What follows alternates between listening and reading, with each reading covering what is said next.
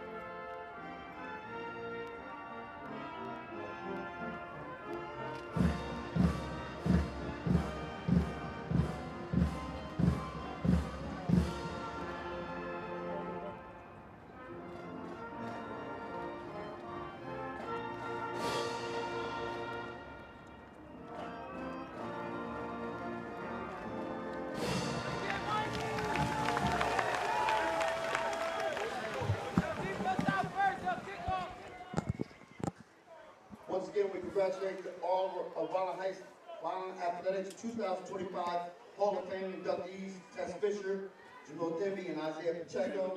Our associates and pair of signs will sponsor the 2025 ceremony. Please visit our concession stands for pizza, hot dogs, and cold drinks. It's located behind the home bleachers, and it is cash only.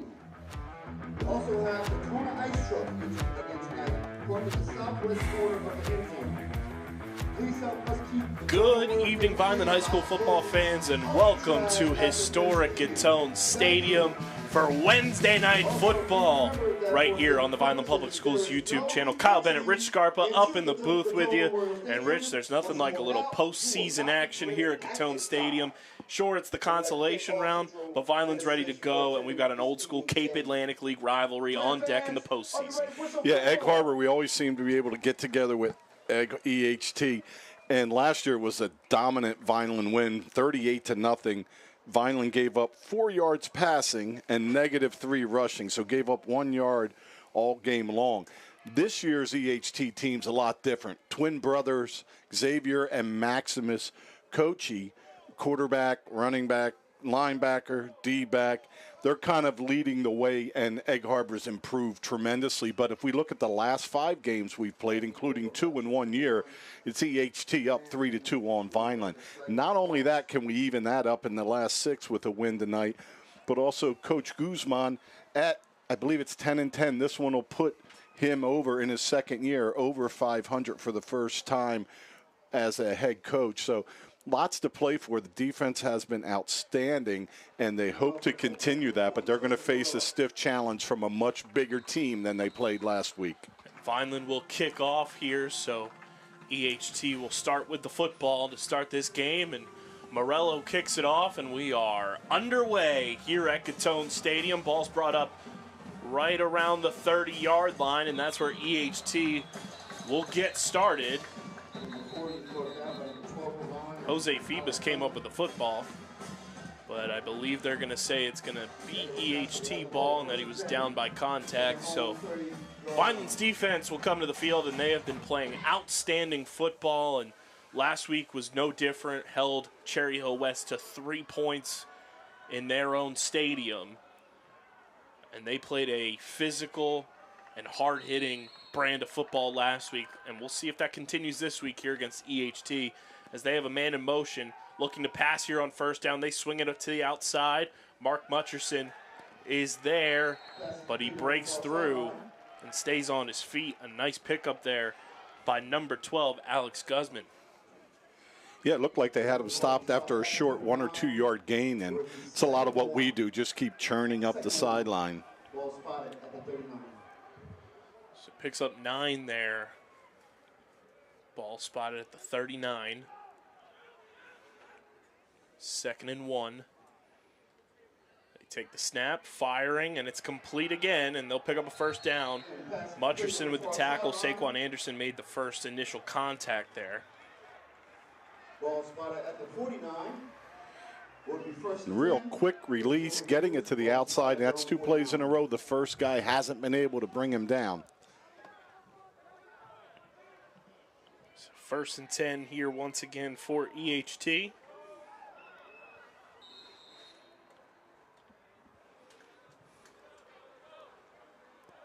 And a timeout for the Eagles. A strange time for a timeout on first and 10 from midfield. Probably a personnel decision. The umpire is Lamar Fisher. The head linesman is Kevin Mathis. Line judge Anthony Evans. You know, last week it was that first drive. Cherry Hill able to move down and kick a field goal, and then pretty much handled and stopped after that. And this one just attacking quick on the outside, and really just takes one time, the initial guy, to get him down, which we're really good at open field tackling, and then that'll set up situation to make them press a little more. But just taking what Vineland's giving them based on formation early here for EHT. First and 10 here for EHT. Looking to pass yet again. Scrambling. Staying on his feet.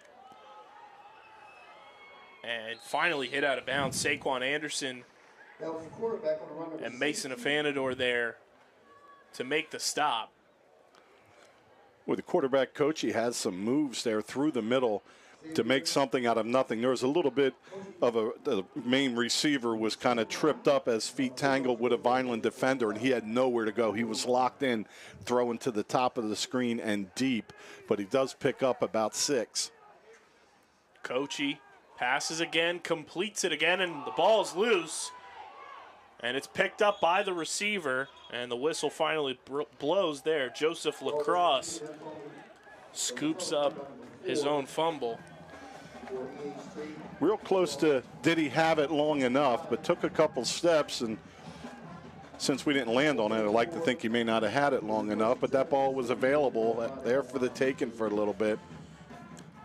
2nd and 5 here. Coachy going to keep it himself, takes it up the gut and picks up a first down.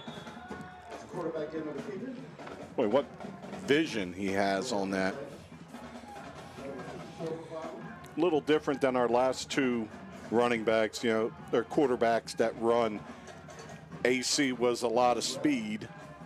Then switching to last week, smaller quarterback, but just hitting the hole hard. Here's speed, vision, and some size on Coachy. So they mark it 2nd and 1 here for EHT. Coachy going to keep it himself again, but he's met by some Vineland defenders, and we'll see where they place it. Looks like he got just enough for the first down. Yeah, 6'1", 210. And they're going to say it's 3rd and 1. Probably 3.5 yards to go here.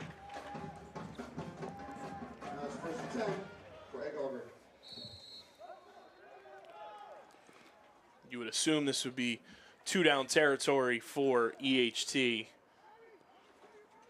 As Coachy going to keep it again, picks up enough for the first down, stays on his feet, moves the pile, and just has unreal strength running with that football.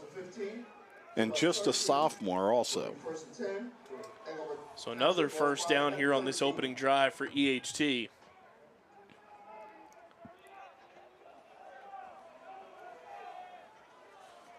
They're inside the 20. Coachy looking to pass, firing to the end zone, and that's going to be a flag, and I would be stunned if this is not offensive pass interference. Definitely offensive, but I don't know how the other guy could stand there and watch it and not call it. I mean, that was really obvious, but you know what? Maybe the ball doesn't get to you unless you shut him down, and he fooled 1 out of 2 with the officials. And this will be coming back. If not, it'll be Coach Guzman going out, and we could not blame him. What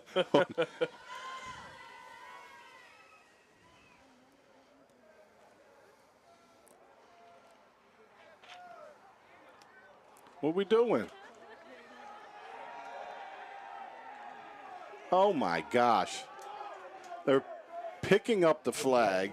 I want to take my headphones off and go in that front row and start getting.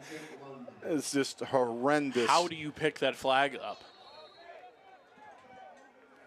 It's something about this time of year at Gittone Stadium that referees just lose themselves a little bit, and that extra point is good. So somehow, some way, with 8:56 remaining here in this first quarter, EHT go up 7-0 on a little more trick than treat. Well, hopefully they'll be able to watch this broadcast so the poor official that they made him put his flag away can learn that he has a right to make a call. That is horrible. But you have to learn. Last week, there was a ton of holding by the offensive line. And if the officials aren't calling it, then we need to start holding too. So use your hands when you're receiving a little bit, because if they're going to let that go, you might as well have first takedown gets to make a play, because it was egregious.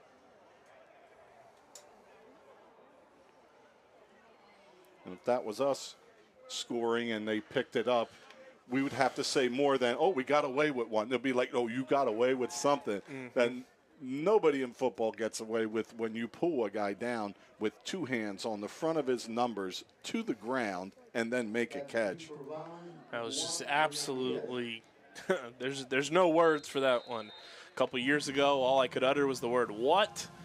I can't even utter words on that one because we need a further explanation there as EHT kicks this one off.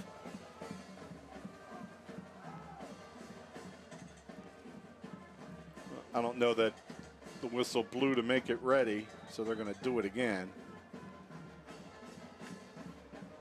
Well, I'd say if they're going to pick flags up, it's just a free-for-all now.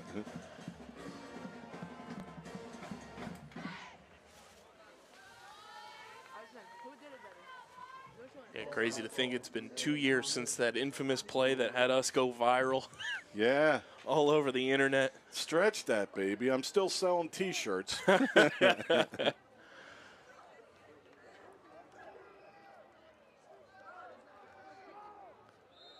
And we'll see if this kickoff actually counts for something. And this one's squibbed on the ground. It'll be picked up around the 40-yard line by Mark Mutcherson. And Mutchie brings it up just shy of the 45-yard line. So Vineland's offense will take the field and try to answer the phantom touchdown by EHT. Yeah, as we mentioned pregame, this defensive line is one of the better D lines we've seen or we played against. So as the offensive line, all new starters have started to gel with some great coaching, great teamwork. They're getting better all the time, and they got to the part where they're pretty good. This is going to be a challenge for them here to be able to run this football. So Calderon has a man in motion. He hands it off to the motion man. And up past the 50-yard line goes Charles Clark. A nice gain of about 8 on that one. Zincraft just seals everybody on the inside, and that jet sweep goes for a nice gain. Charles gets it up to about the 47-yard line there on the reverse. Motion handoff, if you will. So he moves in motion again, and they go the other way. Charles Clark trying to get to the open field and bullies his way forward for a first down and more. Clark looks good on these first 2 carries. Quick, good decision making on both. Helps set up that block by dipping in for a second. And this is for everybody at home, too, that doesn't realize Vineland just played a game last Friday. This is the quickest turnaround that we know of in modern era Vineland High School football history, going from Friday on the road to Wednesday at home.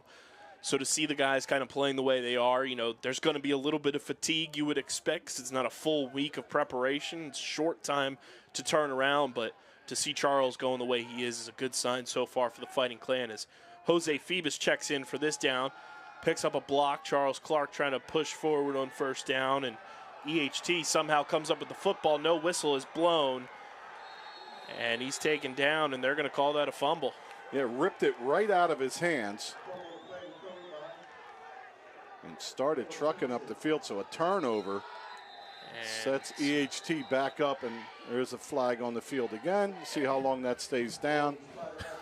Could possibly be the last shove from EHT. There was a little shoving going on. EHT got the last one in. And that's usually the one you pay the price on.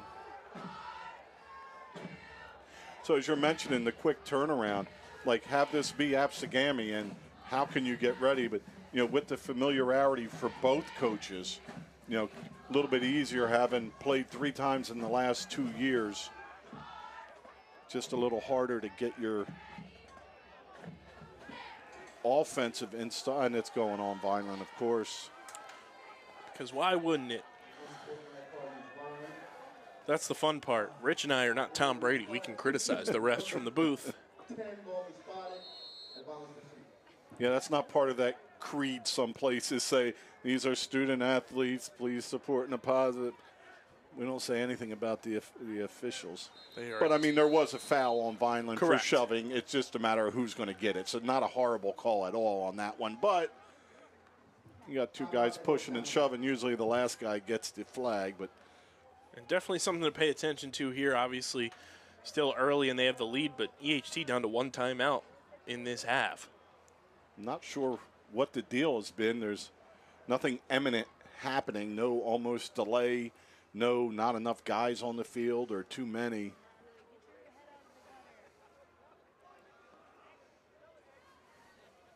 See if they go right back to the air to that corner and try to do it again. They'll probably do a little offensive pass interference, too, because now they know they can get away with it. Oh, yeah. You'd be foolish not to.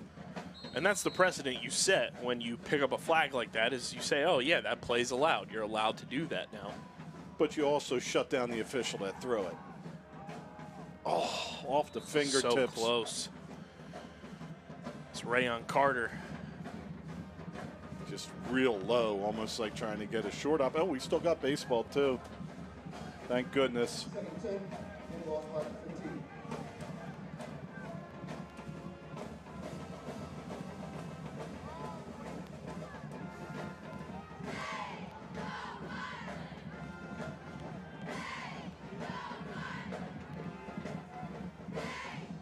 Second and 10 here for EHT. Vineland looking to gain a little momentum here on defense. Quarterback keeper here, and Vineland sniffs it out. 3rd down. Big 3rd down here for the Vineland defense. You want to get this stop here. Kind of stall EHT's really had the momentum on offense right now. You really need to kind of assert yourself a little bit and shut down any momentum they have here on this drive. And don't jump off sides. Correct. I'd rather get off late. They're thrown to the opposite side of the field, and a nice tackle there. But it is enough for a 1st down, but a good stop by Mason Afanador to prevent the touchdown. Last year it was Afanador leading the way in tackles. He had a great game versus EHT last year, but fresh set of downs, 1st and goal at the 4. EHT, this possession, the ball just ripped from the running back's hand and returned about 30 yards with a 15-yard penalty, really set them up. Keeper, and Kochi is in for the touchdown. So the turnover haunts Vineland there, and it is now 13-0 Egg Harbor Township. That quarterback draw has worked really well for him so far, and it's blocked excellently by that offensive line. They're letting our defenders get up the field just a little, but establishing inside position, which then gives the quarterback plenty of places to go. Ball spotted. Well, the extra point try is blocked. Now the offense was moving the ball in on their 3 plays. Let's see what happens here. Last time EHT kicked off fairly deep the first time, but they weren't set. The second one was a squib kick, and I think you'd see more of that as they have a lead. There's no need for them to put the ball in the return man's hands here. I believe it was Afanador who blocked the extra point there. See, we've been spoiled in years past, Rich. These jerseys typically have the player names on the back of them, and it's that much easier to identify our players, but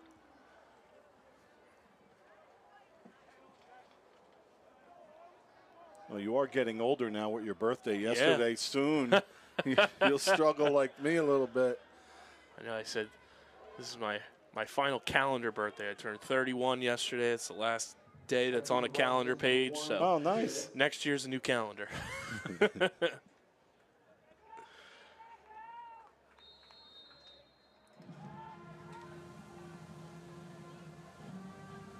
This one's squibbed on the ground again. It'll be scooped up just shy of the 35-yard line, and not much there after the return by George Figueroa III. So last time it was getting extra yards and having the ball ripped out by one of the enormous linemen. So we may need to start fighting to the ground.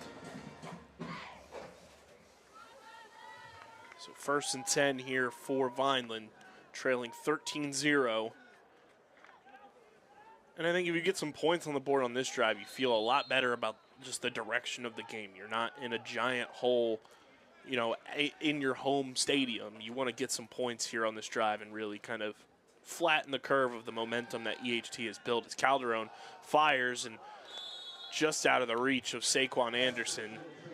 A little too high there. And had Saquon open, also had a decent battle on the far side on like a fly pattern, and plenty of time to throw it. So Vineland's has some space in the passing game. That was the first attempt at that.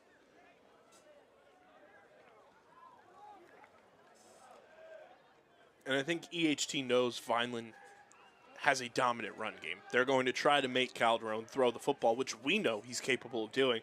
It's just a matter of executing on those pass plays. This one's handed off. And tackled forward is Rayon Carter on the receiver handoff. Looked like more, but just a couple yards, maybe 2.5. This will be 3rd down now for Vineland. It's about 3rd and 8. So Vineland with a short possession, 3 plays, and then a fumble. Also kicking off to start the game, so it's 2 full possessions for EHT, and Vineland working on their 6th play. This time they're going to send trip receivers to the short side of the field. Motion man, fake the handoff, and it's muffed there. Calderon has to scramble.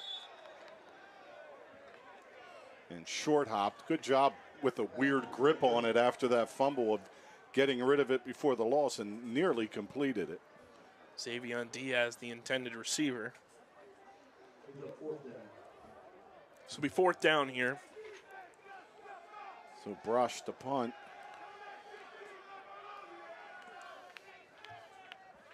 And not the ideal start here for the Fighting Clan on offense. You obviously have the turnover and then a quick drive here. And as the game progresses, you don't want to tire out your defense, especially on a short week like this. As Brosh gets this one away, a nice punt over the head of the return man.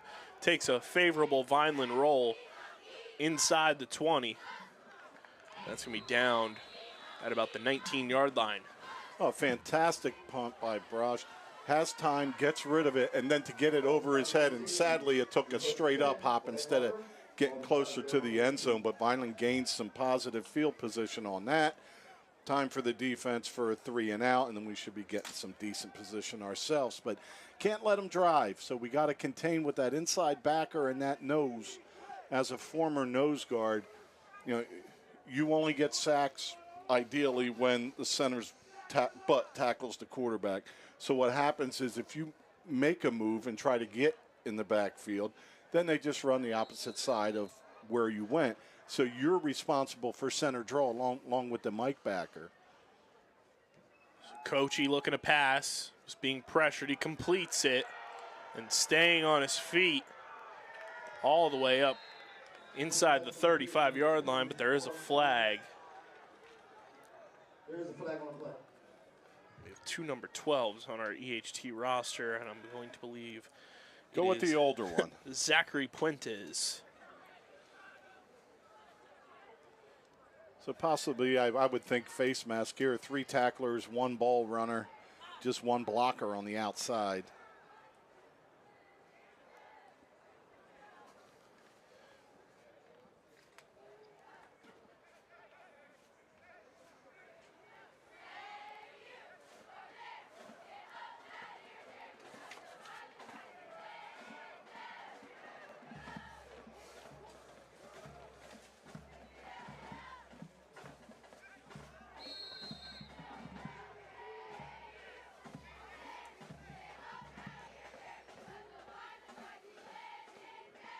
So they're going to move them back 1st and 10 EHT.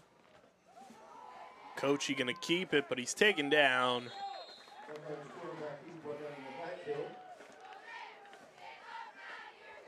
Jose Phoebus was in there, and I believe St. Jean possibly. St. Jean also.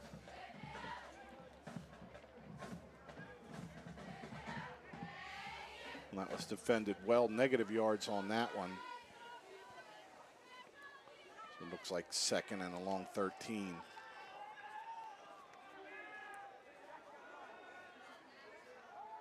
It's a pass from Coach. He completes it, and what a lucky bounce into the hands and into the end zone. A hook and lateral in the 2nd quarter. Up 2 scores, explosive play. That's Joseph Lacrosse. Haven't seen that executed properly in decades. Call Scott Van Pelt, because that's SportsCenter worthy top 10 play right there. And you defend against that when you're like in a prevent, not in the 1st quarter. You converge when the ball's in the air and high pointing it and flipping it back.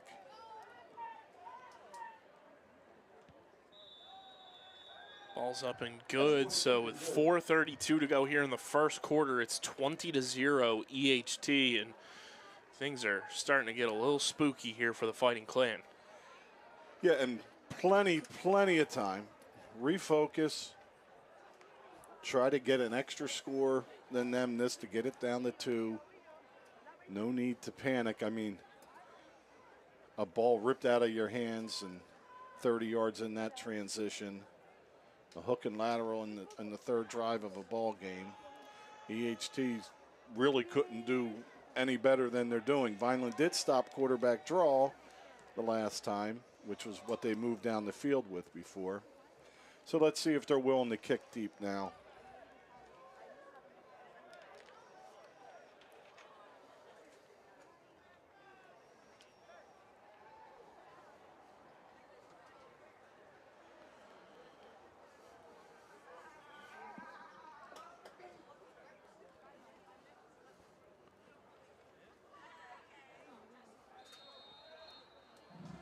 All right, let's get us a return here.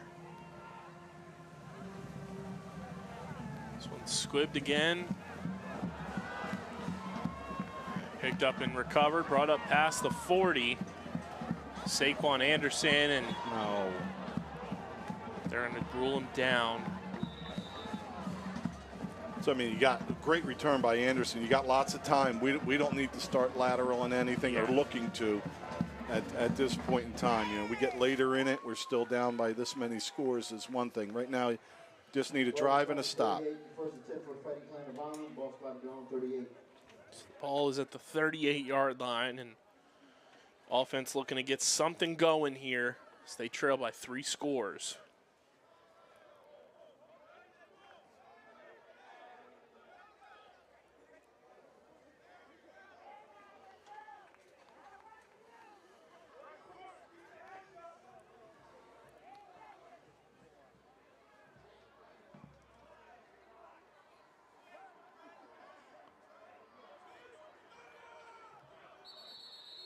And a whistle. I believe that one's the official not being ready, not a penalty. He was getting their kicking ball off the field for our offensive ball in and was not ready for the play. The nerve of some people.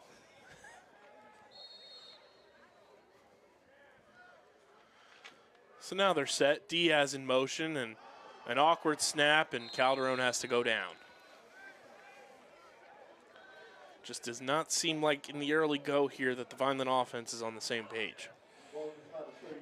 Now, when you're trying to matriculate, pick up some first downs, get the offense flowing, losing 6 or 7 on first down kind of paints you into a corner where you're going to be having to throw this football.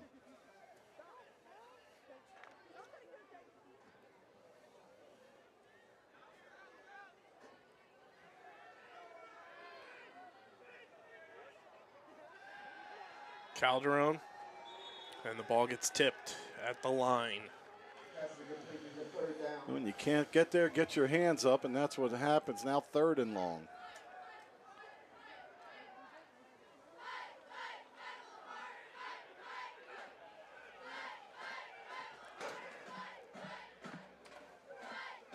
And guess what? We're still in the first quarter.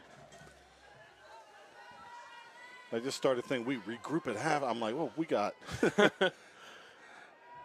only played just over half the first quarter.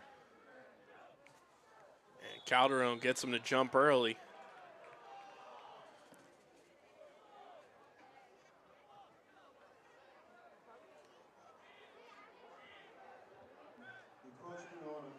It's 3rd and 12 now. Now, where have we seen this before? I know, Rich? great call, great call. Calderon all day back has there. time. He's being chased now. He fires, and it's off the hands and intercepted by EHT. Butcherson takes him down. Jaden Reyes with the interception. They got to stay in the play. So we would take over 1st and 10. Ball's going to be spotted at the 45. So the ball will be at the 45-yard line, and that's 2 turnovers here in the first quarter for Vineland.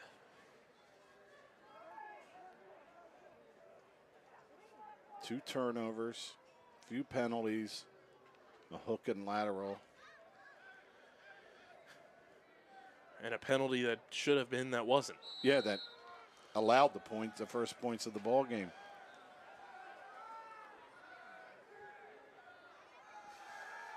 Kochi fakes 2 handoffs and is firing deep, and a nice tip and intercepted by Xavion Diaz. Vineland gets back in the return column here for Xavion Diaz. Is going to be a beautiful interception and yards after the pick. He brings it up past midfield. Vineland gets a turnover back. And there's a flag on the field.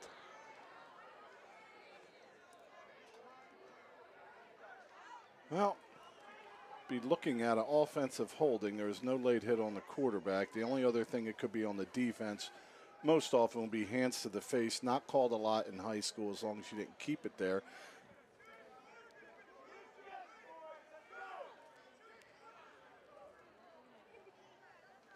Oh, good. They're coming over to talk to Vineland.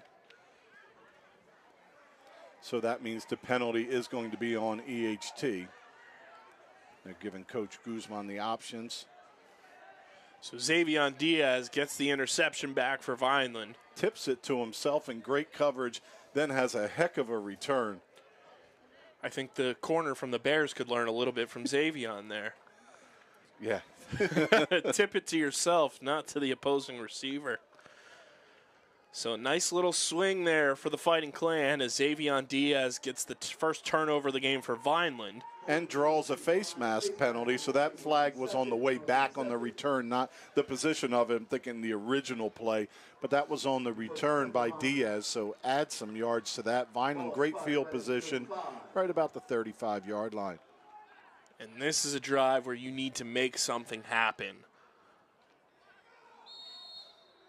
Calderon readies, moves Carter in motion, hands it off to Clark.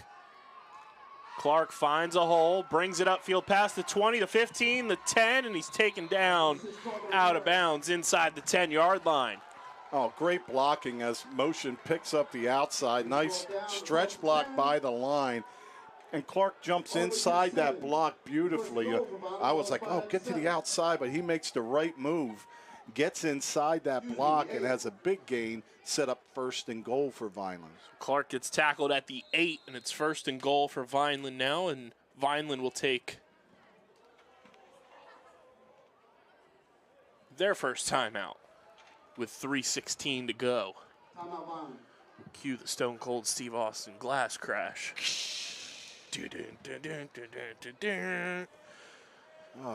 So, timeout here. Get a few breaths in him. You're probably going to try to use him a little bit here. So Vineland now has 2 timeouts remaining in this half. EHT only 1. Township's timeout. Excuse me. Oh. He just said Egg Harbor Township's timeout, so they've used them all up.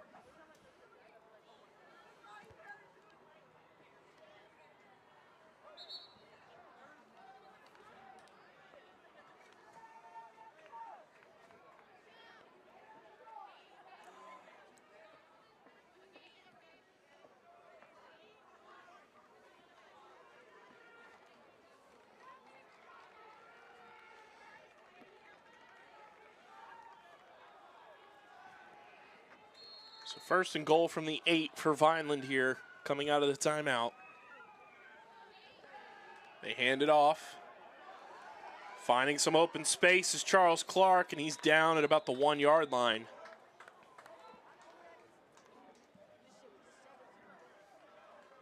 The bell cow for this team. Clark on the carry.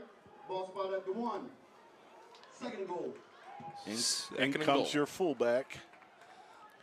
Jose Phoebus, our player of the game last week against Cherry Hill, scored a receiving touchdown, had a sack to end the first half. Was a lead blocker on a couple of touchdowns as well for Charles Clark. You can check out our player of the game each and every week on Guzman's Gridiron, the official Vineland High School football coaches show presented by Underground Sports Philadelphia.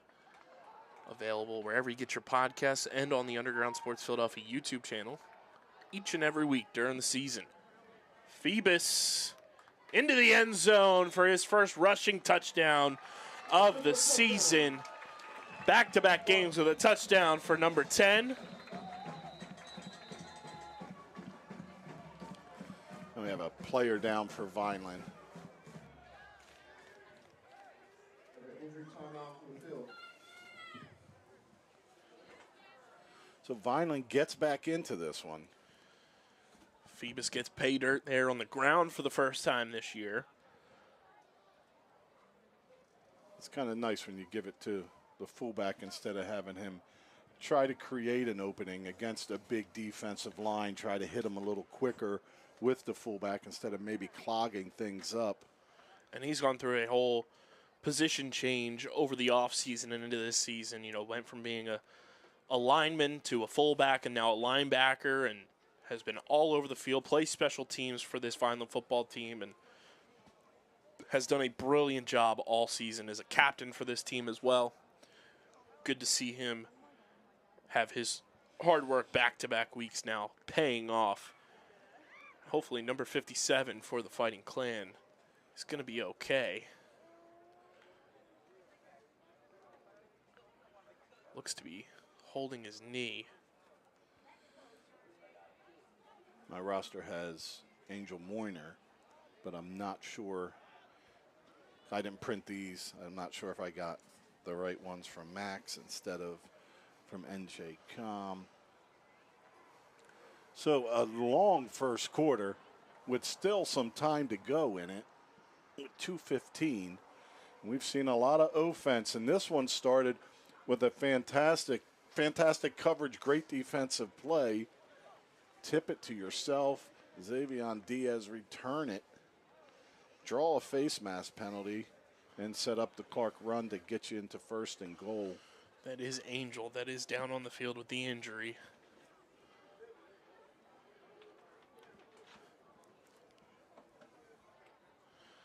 And while we wait for hopefully good news for Angel, we're going to take a quick break, but don't go anywhere. You're watching Varsity Football right here on the Vineland Public Schools YouTube channel.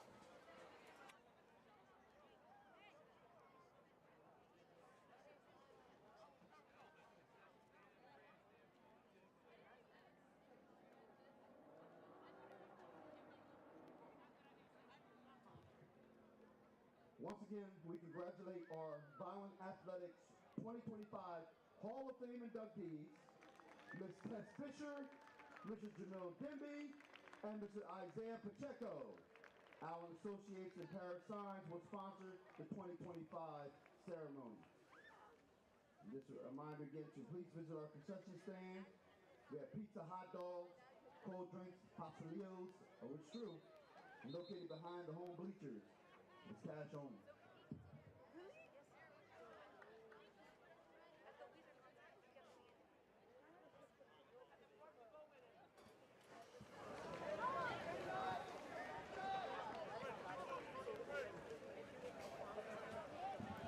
And welcome back, everybody. Hopefully Angel is okay. He was helped off the field, couldn't put any weight on that right leg. But Vineland looking to get the extra point up, and it's a beautiful kick over that barrier wall. Bus bound. And just like that, with 2:14 to go here in this opening quarter, it's 20-7 EHT. In the words of one of the greatest Monty Python movies ever, I'm not quite dead yet. Now Vineland still has plenty of time, plenty of life. Offense, move the ball. It's time for the defense to get their feet back underneath them and start to take this over. And I think that drive was big for the defense, too. You kind of kept them off their feet, let them get a bit of a breath. True. And allow them to reset. Yeah, very true, because with the 2 turnovers early, they're out there an awful lot. And even if you're playing both sides of the ball, your responsibilities on defense and being able to do what you have to do are different than offense. Offense, as you make your first 3 steps as a lineman, you're engaged with who you're going to be engaged with, and you know what you have to do. You don't have to find a football. You don't have to look for double teams coming at you. You don't have to scrape to fill holes. So a little easier to be a backside tackle and kind of get a breather one play.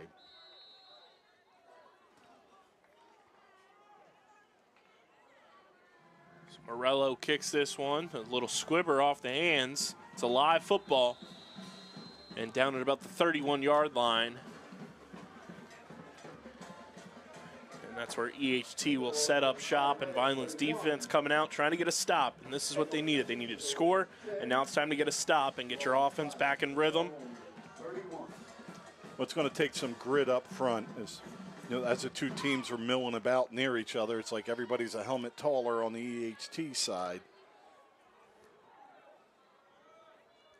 I talked to Coach Guzman about it this week, too, on the podcast. It is interesting, last year's EH team had a bit more depth, too, but now with ACIT having a full year of a varsity program, a lot of those kids that were playing here at EHT because their school didn't have a program are now at ACIT, and yet EHT still has tremendous depth on this roster. Well, they probably brought 75, 80 football players.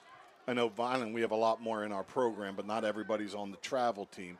They kind of do it the other way, and they line them up. They just about use every number. So not much on that attempt. Good job inside for Vineland. 2nd and 8.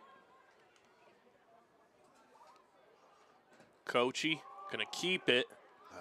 And he turns upfield, picks up a first down and more, and is finally taken down by Mason Afanador. Yeah, it's a tough contain for the linemen on the side to be able to get a little depth to keep them on the inside, and they blocked that really well. So they're shutting it down in the middle, but the edge is going to have to pick it up, and he's not fun to tackle either.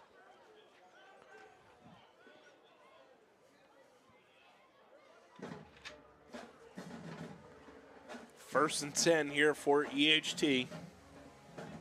Coachy looking to throw, completes it. breaks a tackle, and another first down for Egg Harbor Township. It's Jake Lund on the reception. They're moving quick. That's been the thing in the early go here, too, is that first initial contact is not going to knock these Egg Harbor Township players down. You have to wrap up and bring them down to the ground in full-fledged tackle. Spread them out. Quarterback draw them in. Nope, he's going to throw it. And it's complete yet again. Coachy has been dialed in. Completes it to his brother Maximus.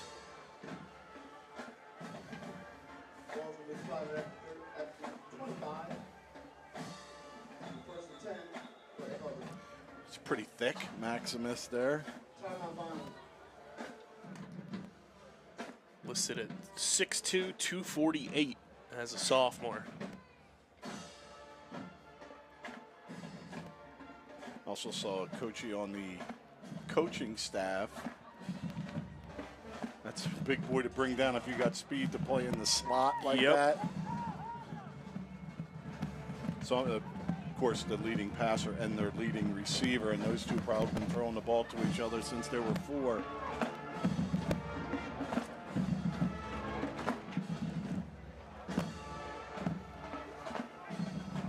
So 1st and 10, got to plant your heels here.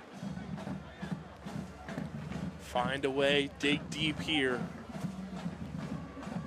So you can't even send it backward through the middle. They're too thick in there.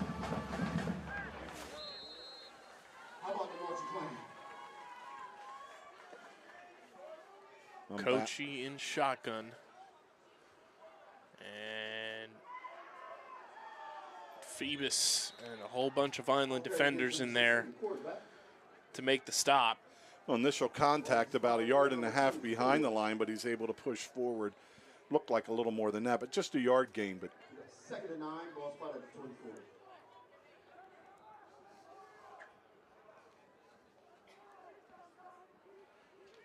This will probably be the final play of the first quarter. It's the quarter that never ends. Coachy going to keep it himself. Evades the tackler and is pushed out of bounds by Noah Cruz.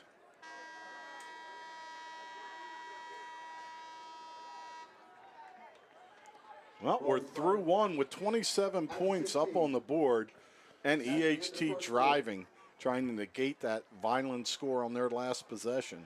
It's 20-7 here at Gittone Stadium. Don't go anywhere. We'll be back when the second quarter gets underway. You're watching Wednesday Night Football on the Vineland Public Schools YouTube channel.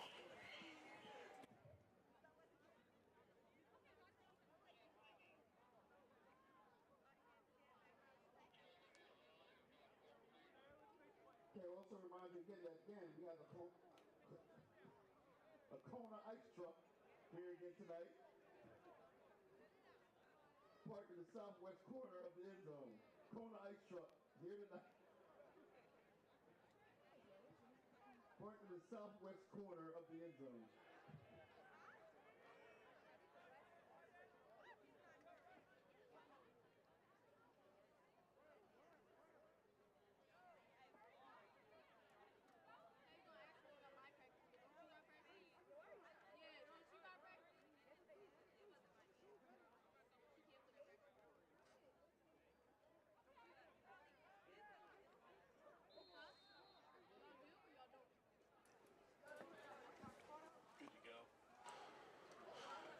And we are back for the second quarter as EHT hands it off to get the first play of the quarter underway. Here at Gittone Stadium, Kyle Bennett, Rich Scarpa here in the booth with you. Your Fighting Clan trailing 20-7 here in the early go. Jose Phoebus, the touchdown scorer for Vineland. Prior to that, EHT had 20 unanswered points. They are driving here. Vineland's defense looking to get any sort of stop as Coachy has his first misfire of the contest. That's the first time. Like you're saying, that's the first one. And like sometimes you overthrow a little bit or underthrow. He's been on it. He started so hot.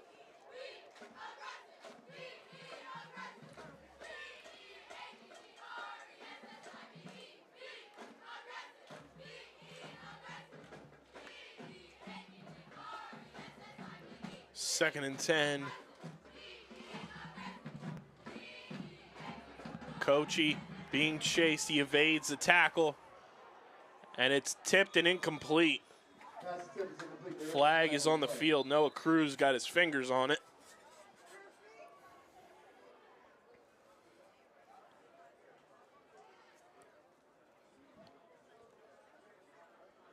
Looks like the holding spot. And it's an offensive holding call. So I bring up 3rd down and long. Holding EHT. Ball was spotted at 25. That'll push him back to the 25-yard line. It's going to be 3rd and 15.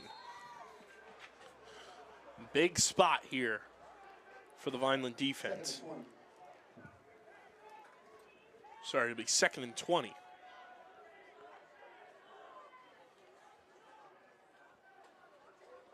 Kochi faced some pressure there, and there was a hand on that football. Mark Mutcherson came through. Well, first it was Rayon getting through the middle, and now Much. So they are able to get those linebackers in between the tackles on stunts, and they're coming through clean now.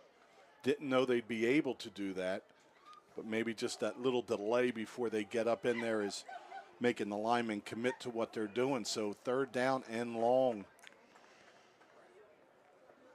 And they face zero adversity getting down to the 11-yard line or the 16-yard line. And now it's stiffened up. 3rd and 20 from the 25-yard line. Kochi looking to pass. He's got all day. Scrambling. Fires, completes it. Pass completes number 12. Completes it to Puentes. So looking like it's going to be about a 4th and 7. Wholesale changes coming in. This may be a field goal attempt. 4th down. About 7 yards ago for the first ball spotted at the 12. And we'll see if Noah Cruz can get some redemption here. Last week, got through clean on Cherry Hill West lone points of the game on that field goal and could have had a block. Said, I owe you one, coach. So 27-yard attempt. Get it, go. Nice job by the Vineland special teams. I believe it was Mark Mutcherson that got in there. Boy, and the defense bent so far back, and that score would have been, touchdown would have been really tough to rally back from, but being able to get out of that with nothing, your team has the football right at the 18-yard line. And now, Vineland's offense has to find a way to churn this drive a bit, keep the momentum in their corner, and put together some positive plays and string them together and move this ball down the field. Carter in motion. They hand it off to Charles Clark. He's looking to get upfield, turns up, picks up a nice chunky yardage there, but a flag flies in. Flag on the play.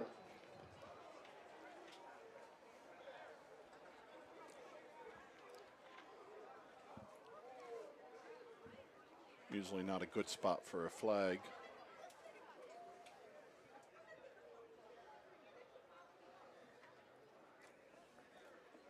It's like the foul is on Vineland.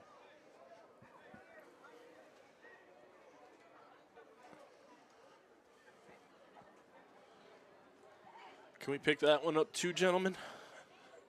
Carter out, Phoebus in, and they're walking it off to the 15. Looks like the penalty was called on Saquon Anderson.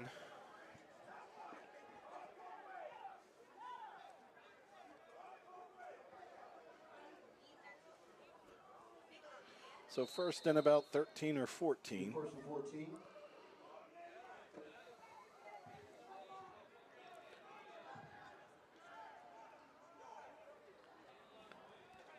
Calderon pitches it.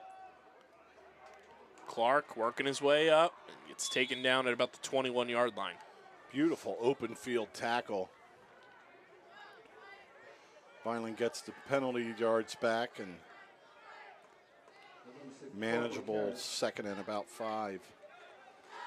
Clark's got to check out and fix that knee brace that he's been wearing all season. So that means George Figueroa III will be in on this down.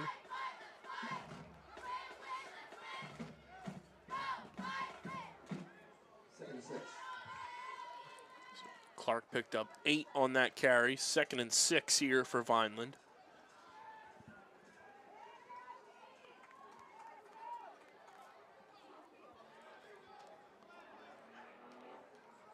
They fake the handoff. Calderon. There's a flag on the field, and it's incomplete. So you may experience another holding call.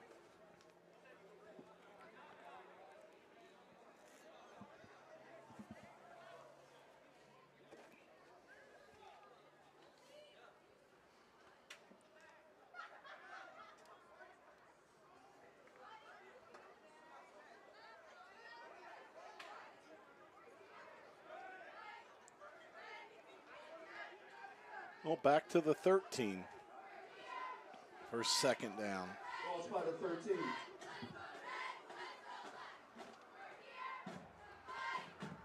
Second down.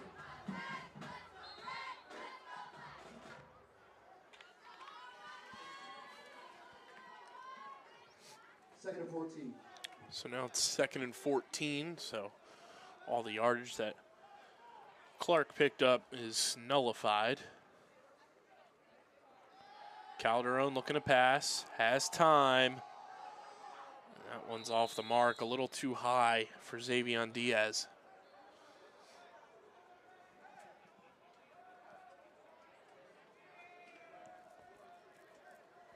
Well, the line's holding up on pass blocking pretty well. That 2nd and 5 would have been a heck of a lot of a different call.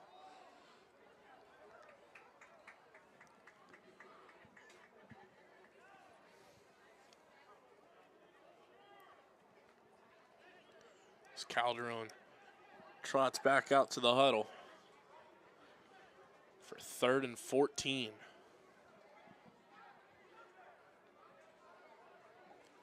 All right, let's make something happen here.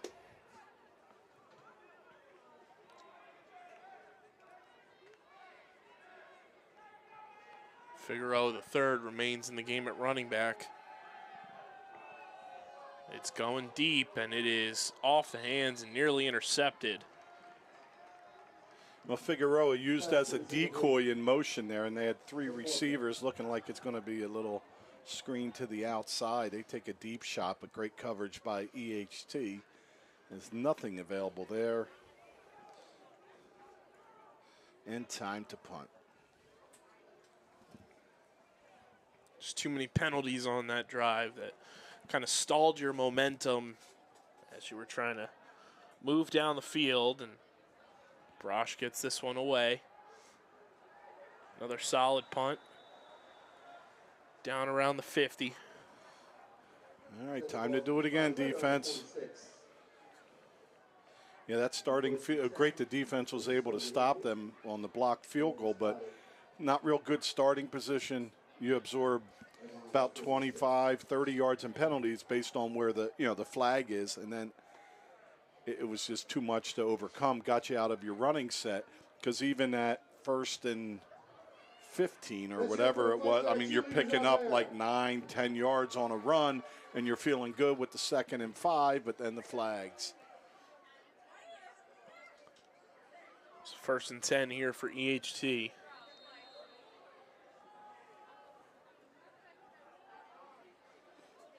Coachy, they hand it off for what feels like the first time in this game, and a huge pickup on the ground by number 0, Anthony Matos. It kind of surprised everybody. Vineland trying to stand him up and rip the football out, but he keeps churning forward for a gain of 9, which, 2nd and 1, you almost rather have 1st and 10.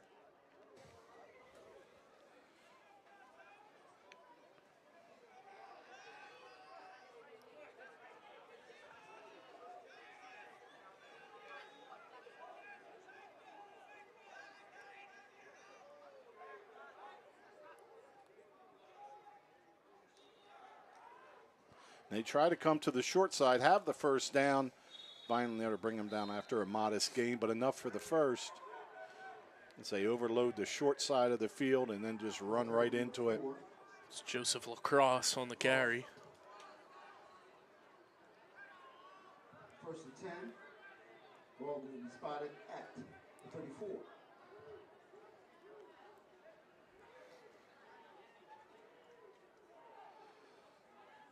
Somebody's got to make a play pretty soon here.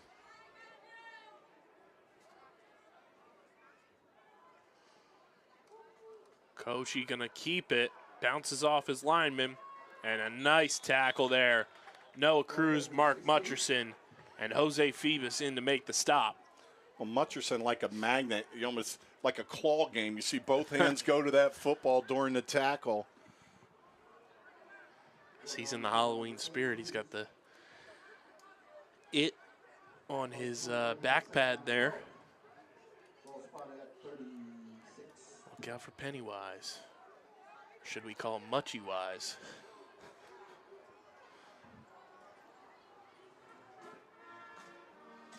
Kochi rolling out, and he is taken down by Donnie St. Jean. Standing on business. That is a big, big loss. And I guess you need to be as strong and built like Donnie St. Jean to be able to pull him down, kind of like Donaldson. Yeah. You know, that you're underneath and then just that grip to pull him down. Yeah, it was about a year ago I watched Killer Clowns from Outer Space for the first time in 30 years. It was at a midnight movie at an empty resort in the Poconos by myself because my wife fell asleep. Talk about scary. Whew. 500 rooms and 8 people staying there that night. Ooh. And I'm sure Coach, he's going to be having nightmares of Donnie St. Jean and taking him down there. A great sack for Vineland's D tackle. Kochi firing deep and all alone and coming up with the play. You guessed it. Is EHT, number 13. Talk about a back-breaking conversion. Balls will be spotted right at the 5. Jordan Sanchouse. Will be first and goal. 3 men back deep and unable to knock it away or cause any havoc. And EHT now in scoring position. Kochi keeps it on the ground and walks in nearly untouched for the score. And you get that big sack, you know, loss of about 15, 16, and it doesn't turn into a drive killer. It is emotionally turmoil, backbreaking.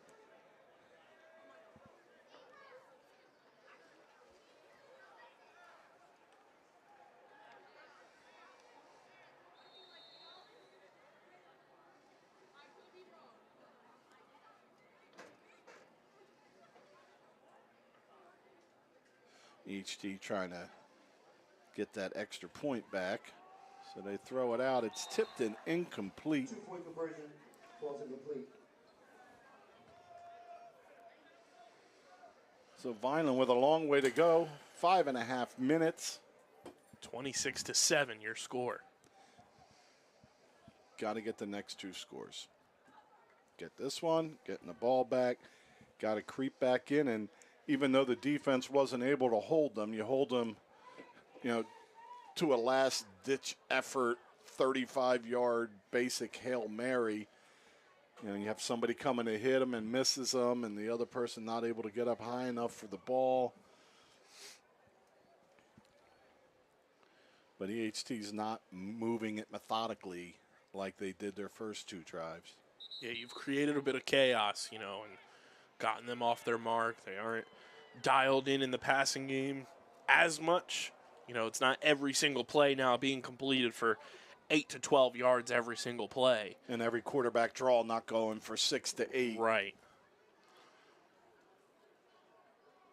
And you've been able to get some pressure, take Kochi down, you know, and you got that huge sack there. You have an interception in this game.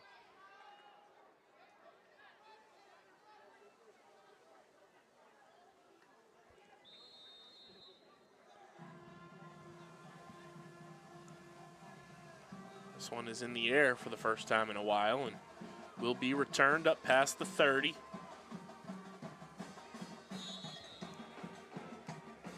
And down at about the 36-yard line is Charles Clark.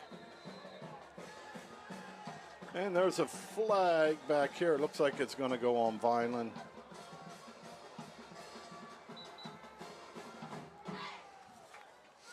Little pushing and shoving after the play.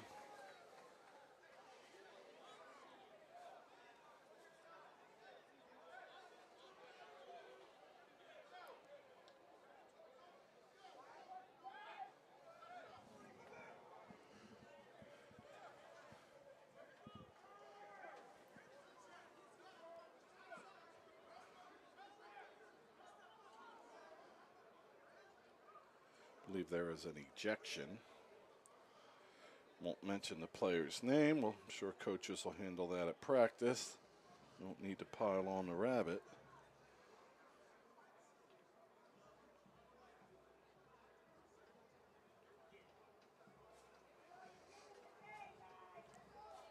Ball will be spotted at the 22. Be first and 10 for Vineland. Ball spotted at the 22. First and 10 for Vineland here.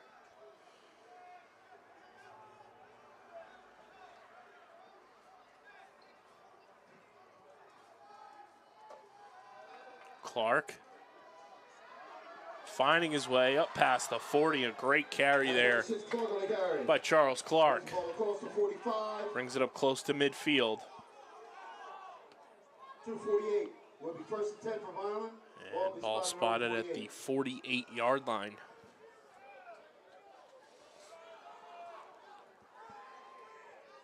Clark will check out. Figueroa in.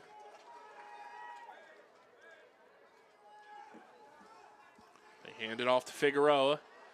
Sprints his way forward. Figueroa up past the 40, the 35, 30, 25, 20, out of bounds around the 20-yard line. A great run by the true freshman, George Figueroa III. The speed was outstanding. The vision was great. As he comes back to this side of the field, then you have your leader, Mutcherson, hit full speed to bring in and have another block. And as a lineman, I always look for the block because we see the guy with the ball. Nice job to extend that and to keep your head in the game, not get down and start to move this football. Finally goes trips up top. Figueroa in motion. They hand it off to him again. He cuts inside and picks up another decent amount of yards on that carry. Oh, fantastic, you know, for a freshman. There's not much in the middle. Let me go wide and outrun everybody. Well, in midget football, you can outrun everybody. You know, when you get here, defenses are a little different. I even had Darren Ford on my freshman team when I was coaching, and Bird. Neither one, they get an edge maybe 1 out of 5 times. So you have to learn it, and he did a great job squaring up, getting upfield, picking up 4 to make all the rest of these plays a little more attainable. 2nd and 6 here for Vineland. So Carlton Thomas now in at running back, and Calderon fires, and it's almost intercepted, but it's scooped up in the air, and breaking the plane is Saquon Anderson for the touchdown. Well, way to finish that play up, and scary throw, but it makes it through, and Anderson's been just missing on a little bit of a connection. He and Diaz both. And it's nice to see the hard work pay off. Chip it in the end zone. We've got that score. We've got 4 minutes. That's a huge touchdown there. And Saquon earned every bit of it on that reception and breaks the plane there on the reach. Ball spotted. Kick is up. And it is good. So with 4 minutes to go, it's now 26-14 EHT here at Gittone Stadium. Well, all year long, it's been the defense providing the momentum and the energy for the offense. And this time, the offense is saying, hey, you know, we got your backs. We're going to move it up here. And now the defense is going to get another shot to make a stop in this first half. And if they do, or they are able to go 3 and out, we're going to get another possession with a handful of timeouts. And on top of that, Vineland will receive the opening kickoff for the second half as well. And this is also a good sign, too, you know, where a couple weeks ago I talked to Coach Guzman about this, where most of their wins up until last week have been via the shutout. All their wins outside of last week against Cherry Hill West have been via the shutout. And now to see Vineland battling back, and in a lot of games where their opponents have scored against them, they've kind of found it difficult to kind of claw back and get back into the games this season. To see them still fighting, this is still an attainable game. It's still very early in terms of how much time you have left for the duration of regulation. This is a good sign for the Vineland offense to find a way to move the ball down the field and make drives extended rather than going 3 and out and kind of relying on your defense, like you mentioned, to kind of get things going for you. Yeah, you're down 2 scores, and you have momentum. That's how strange this game can be. That's a live ball, and down at the 30-yard line is where EHT's offense will set up. And now the defense comes out with 3:57 to go. A little bit of energy from that offense, and now you're looking for your defense to get a stop, make a play, maybe get a turnover here, and set your offense back up to make this a 1-score game. Yeah, and worst case scenario, EHT holds the ball, but they don't get any points. And then you're still okay. Just really don't want to give anything here.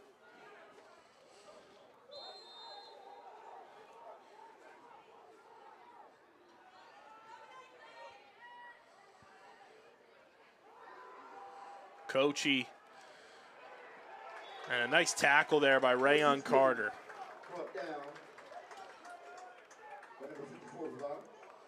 And that's what you have to do when Coachy's running the ball himself. You have to get low. You have to be able to kind of wrap him up around his ankles and take him down there. It's like he made it back to the line of scrimmage there. A fortunate spot for EHT, but still second and about 10.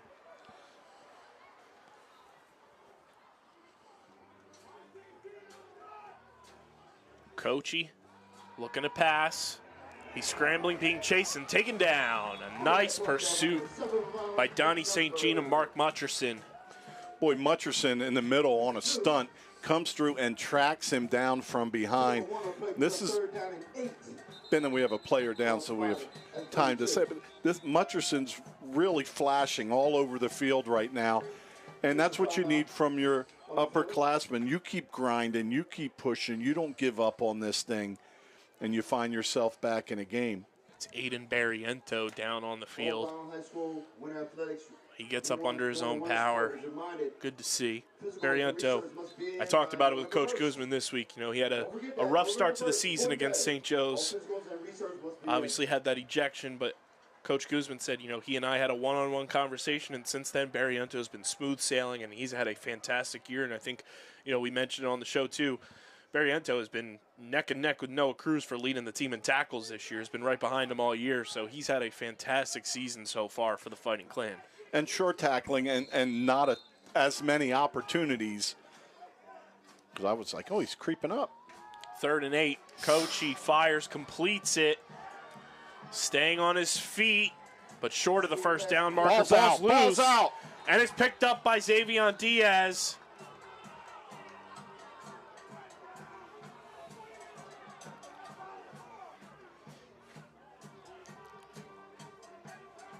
And they're going to say he was down.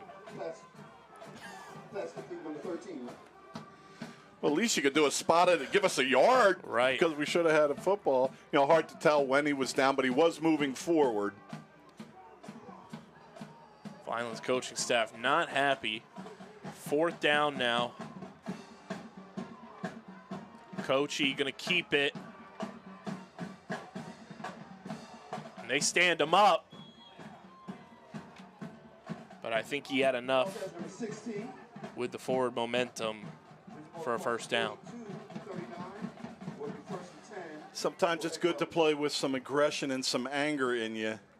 You know, whether he was down or not, it's enough to fire up the defense as they gang tackle Coachy on that one. But when you only need a yard, I mean, that's a big ask in a tight formation with 2 wingbacks sitting up inside there. Now more of a traditional set for them at 1-by-2. 1st and 10 for EHT. Coachy going to keep it, and he's met by Donnie St. Jean. Jose Phoebus in there on the tail end as well. it's been since that ACIT game that Donnie St. Jean's really picked up that nose tackle position again for Vineland, and it's been all systems go with it, and he has been fantastic in that spot for the Vineland defense. 2nd and 11 upcoming here for EHT. Let's watch the quarterback draw.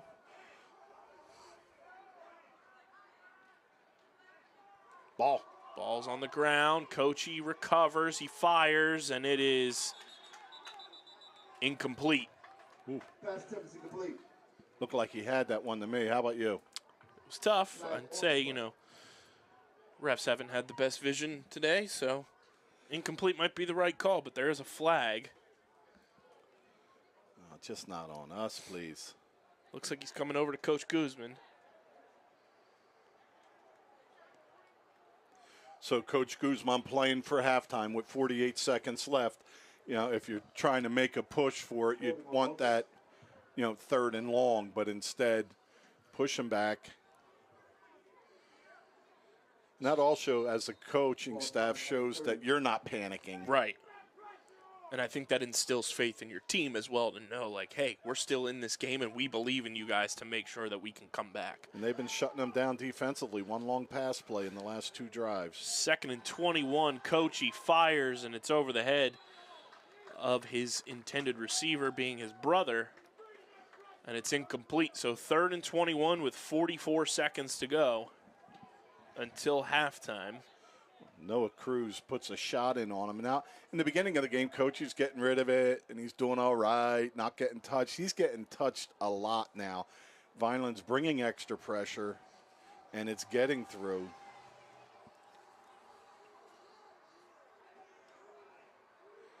First 3 drives, they're probably on average with the big plays about 9-10 yards a play. And these last 3 drives, you take 1 play out, they're about 3 yards a play. They hand it off.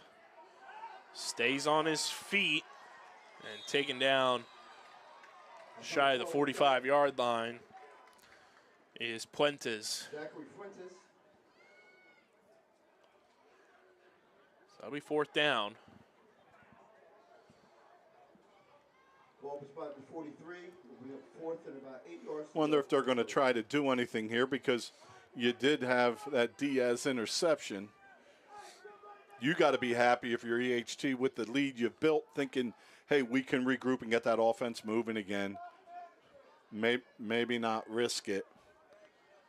And it looks like this one's going to tick down. 3, 2, 1, and that is halftime here at Gittone Stadium. It has been quite the affair between EHT and your Fighting Clan. 26-14, your halftime score. EHT with the halftime lead. Vineland will receive the opening kickoff to start the second half. Don't go anywhere. We'll be back after halftime right here on the Vineland Public Schools YouTube channel. You're watching Wednesday Night Varsity Football.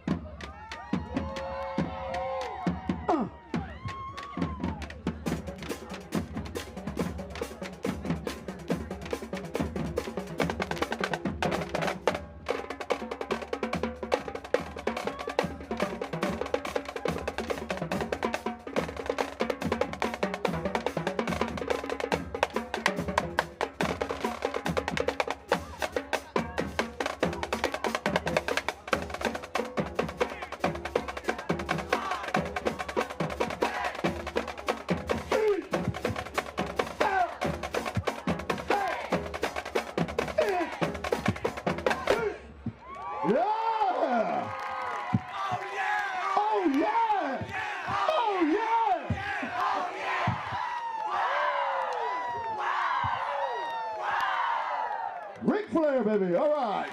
Great job, Vineland High School marching clan.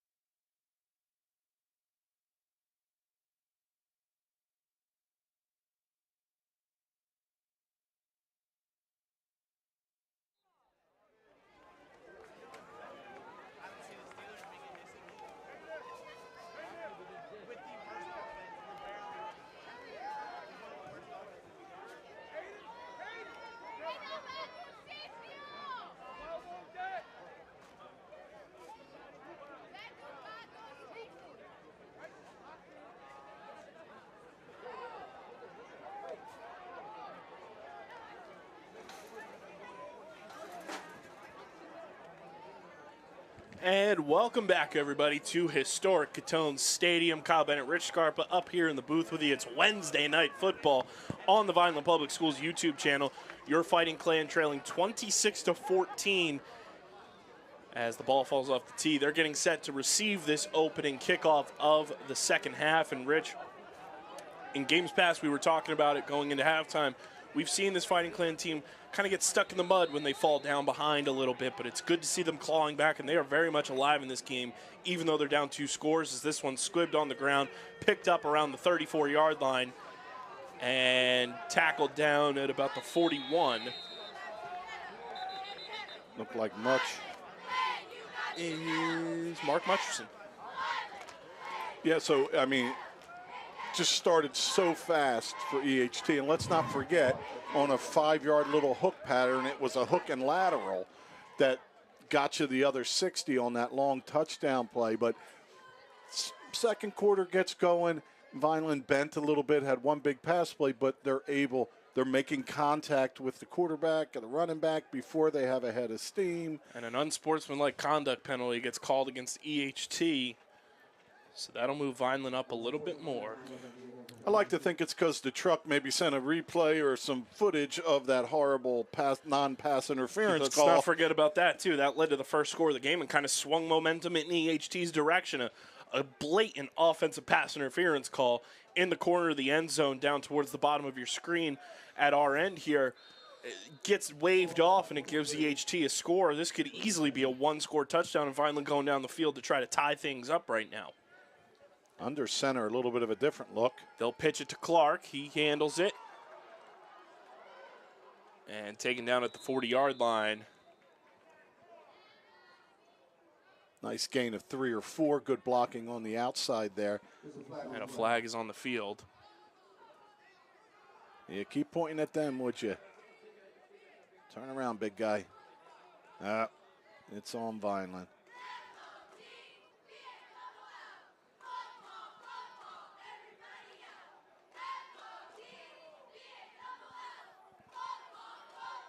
That looked like a lightsaber penalty on Vineland. Not sure what they were calling there, but nonetheless, it's a penalty on Vineland that'll push them back.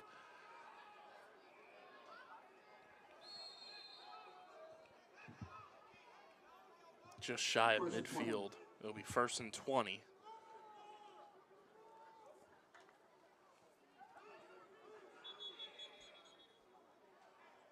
Now whistles from the far side. 1, 2, 3, 4, 5, 6, 6.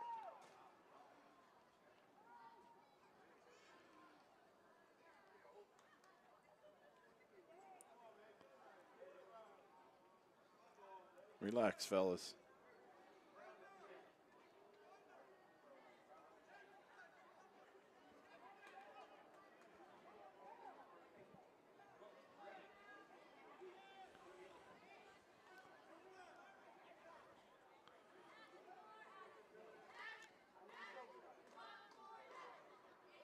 What are we doing? What is going on? No flag.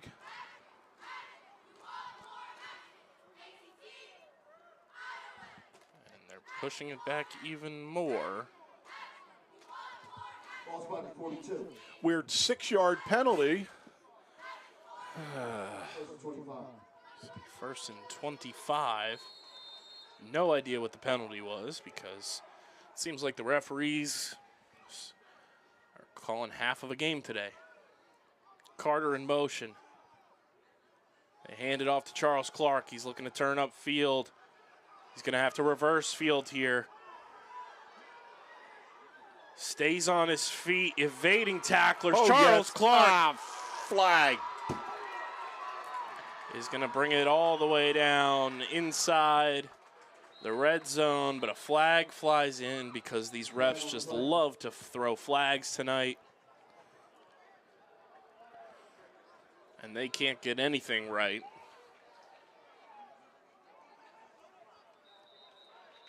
Got a couple players down on the field. One back up. That's Clark, who just ran about 200 yards.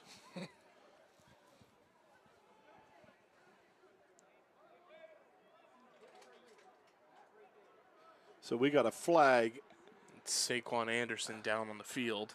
at Vineland's 42. We got 2 flags back on Vineland's 28.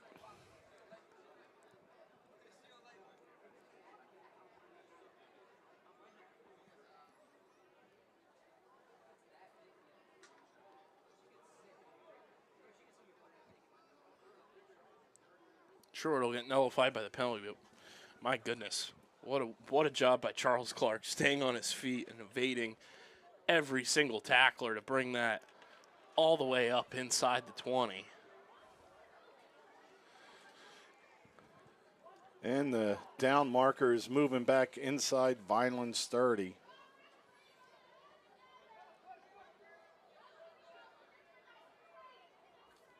And the ref show just continues. Saquon gets up with a little help from the coaches. Hopefully he's okay.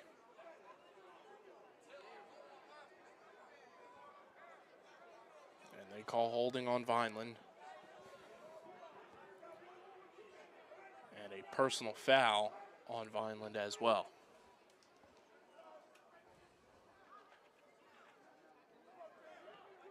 This is going to be a long one. Carlton Thomas checks in at running back. First and 38. Or as we like to say, first and the length of Landis Avenue.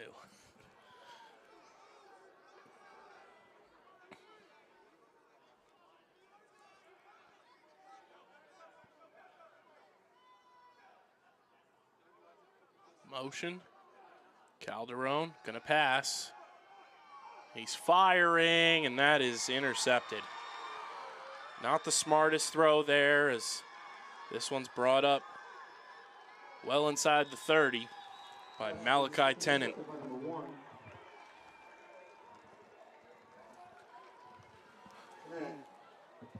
Kind of underthrew the intended receiver there. I don't think either receiver thought it was coming to them because it was kind of in no man's land.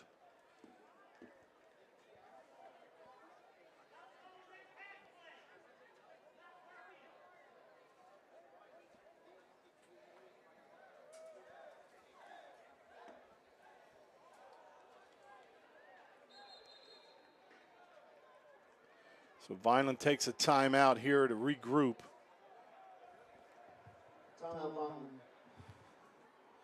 Anderson out on the sideline.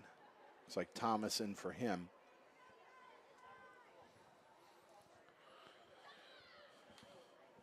Finally down to 2 timeouts here in the second half.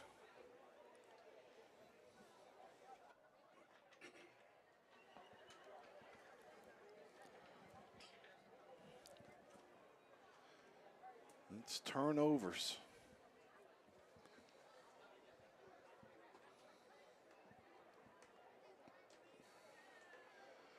All right, let's D it up.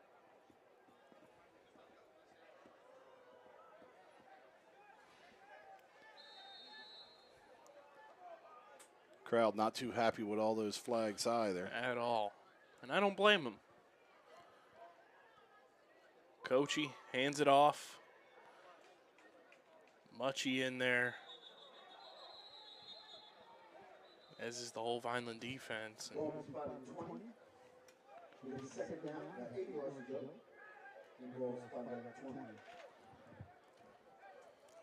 on this position, EHT quite happy being right at the 20-yard line.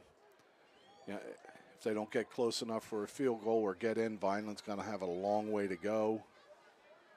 And having this lead, not in a hurry to get it started.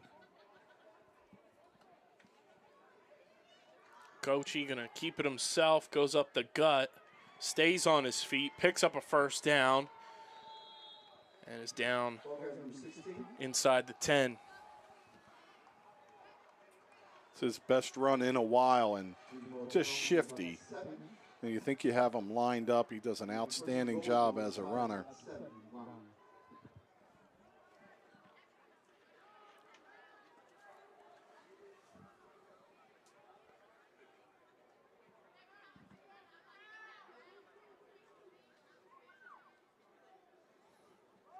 Coachy on the keeper. And down just shy of the goal line. And the ball is spotted at the 1. Second goal, ball spotted at the 1.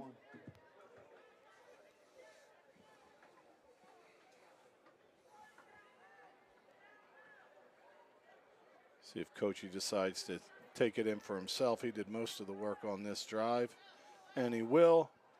And he into the end zone for yet another EHT score. It's now 32-14 with 9:01. Sorry, 8:59 remaining in the third quarter.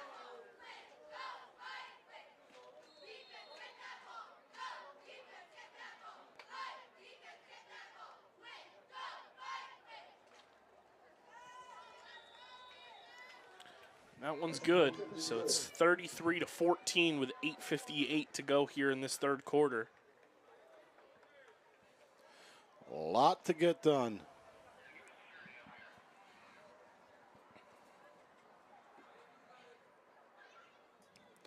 Well, that last drive, the penalties and down and distance kind of locked you into what you were doing. Clark had a few big gains that got negated.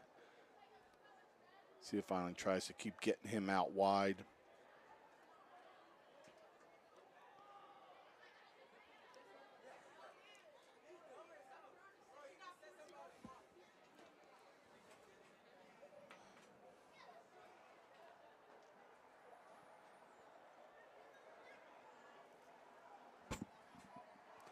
Damian Richardson, the kicker, don't have his size on there, the freshman, but the power he generates with his leg for the extra points is incredible.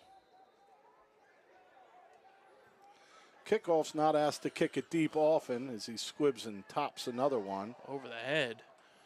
And it'll be picked up by Charles Clark. Brings it up past the 30. And inside the 35, at about the 38-yard line, goes Clark. So Vineland now looking to recover from its third turnover of this contest. Last time they were out there, Calderon threw the interception.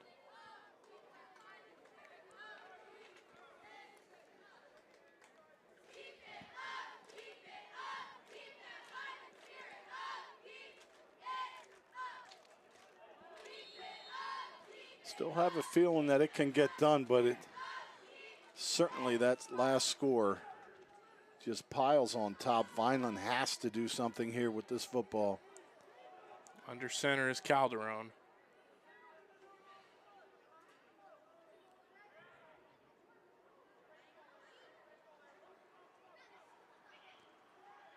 They'll hand it off to Carlton Thomas.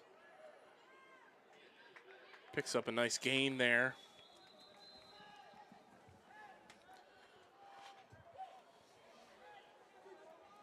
Part of that core group of freshmen getting a ton of experience, including quarterback Calderon. Saw Figueroa with the football and Zincraft up front. You got Thomas.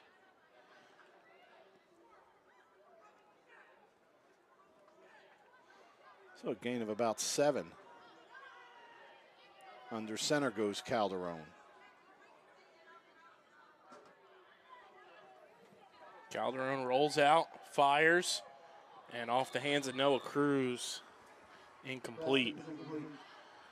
I think Noah knows he should have had that one, just didn't have his hands in place to make the catch properly. Third and short. It would have been able to pick up the first down.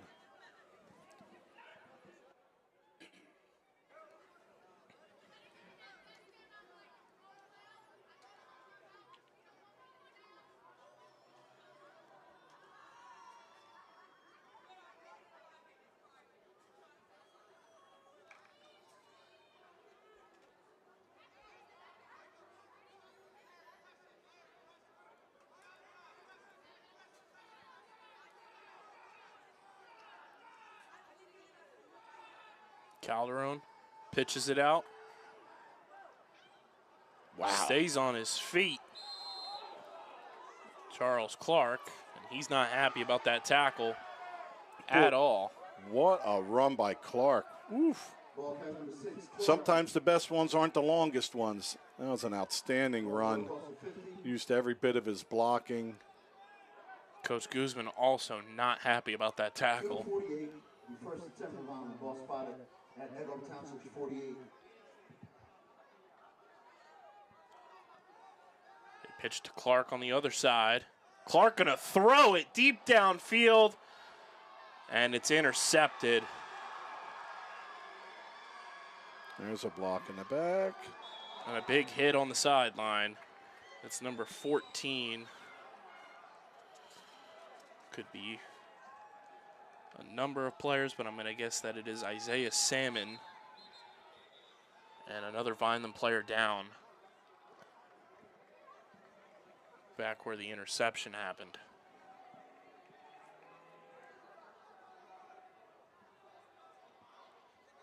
Officials time out in the field.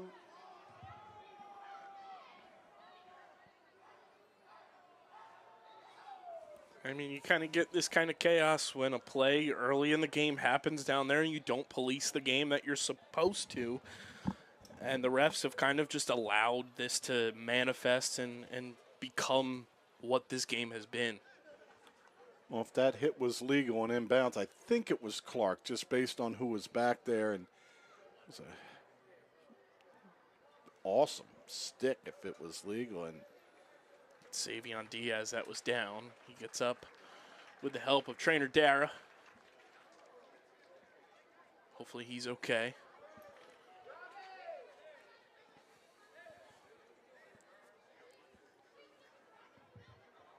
Township will have a first and 10 ball spotted at their own 38.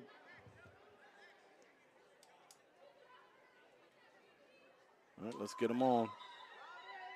Get them on. They got the ball.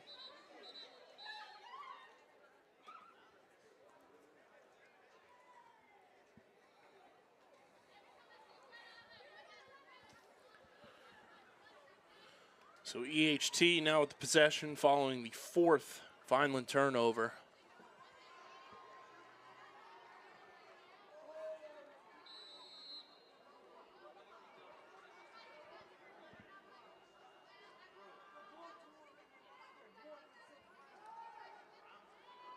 They're firing deep downfield and over the head of the intended receiver and over the head of Mason Afanador.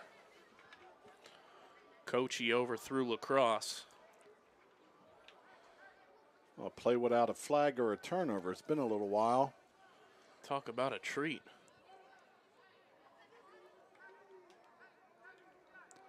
Good pressure by Vineland on the bottom. I don't know if it was Carter or who, but almost picked up a hold call, but guy let go in time.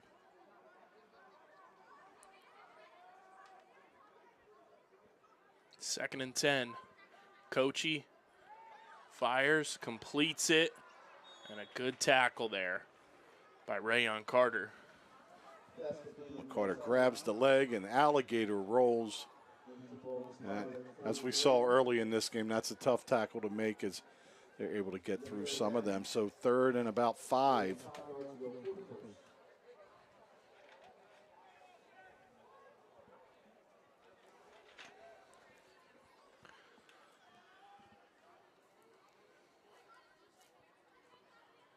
Third and 5. Coachy going to keep it himself. Goes up the gut, picks up the first down and more. He's taken down by Afanador. That's number 16 on the carry. Raise the ball across the 50. 247. It'll be first and 10 for Echo Township. Ball was spotted on 47.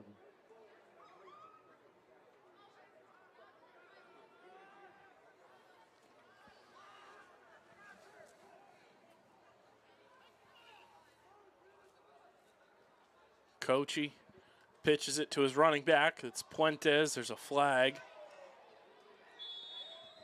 Number 12 on the carry. Here's the flag on And the a play. big hit cleaning that up.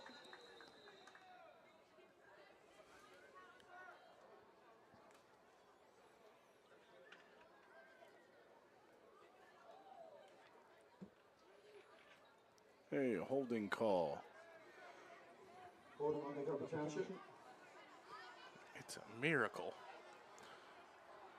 It's a miracle. True blue sentinel.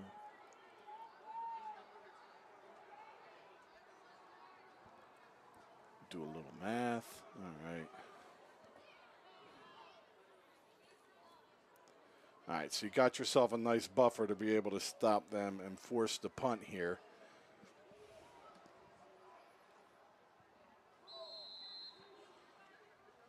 So 1st and 20. Coachy rolls out. He's going to keep it, fires, and completes it somehow Pass is completed. to his brother, Maximus. The ball spotted around 43. Wow, so they get all that back and then some.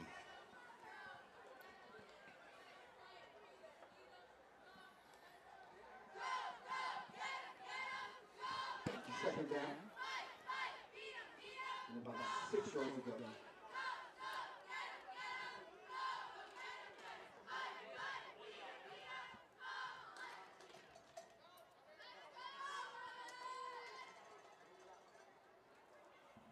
Vineland sending everybody.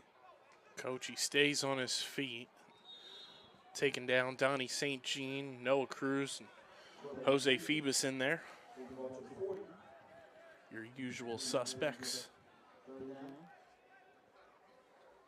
They save a yard and a half by not letting him go forward and just fold him up. Probably 2 down territories here, so 3rd and about 3.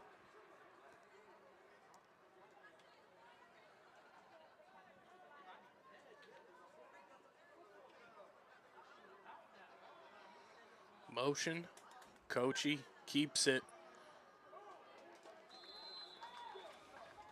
We'll see where they spot it, but I'm sure he's got enough for the 1st down, knowing the way that tonight's referee math works. Certainly, yep, they got it. Boy, that's a big conversion for EHT. Keep the clock moving, keep the ball in your hands. 1st and 20, 25, and they convert it.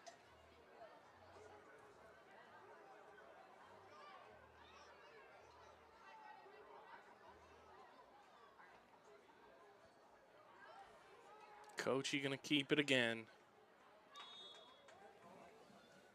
He gets stopped almost immediately.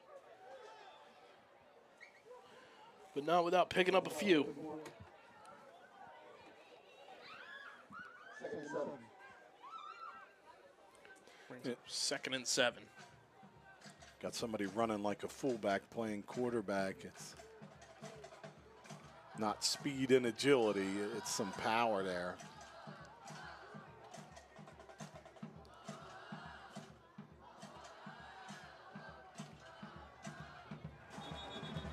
Whistle. Vineland may have been offsides or possibly a timeout called. Let's see.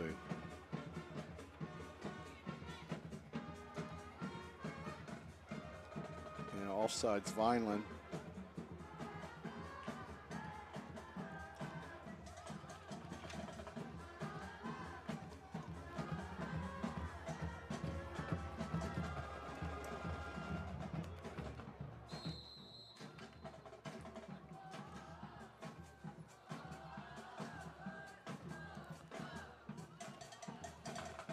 Coachy fires, and it's complete, and plenty of open space, and into the end zone for the touchdown goes number 18, Jake Lund. Number 18 for the touchdown. It's now 39-14 EHT.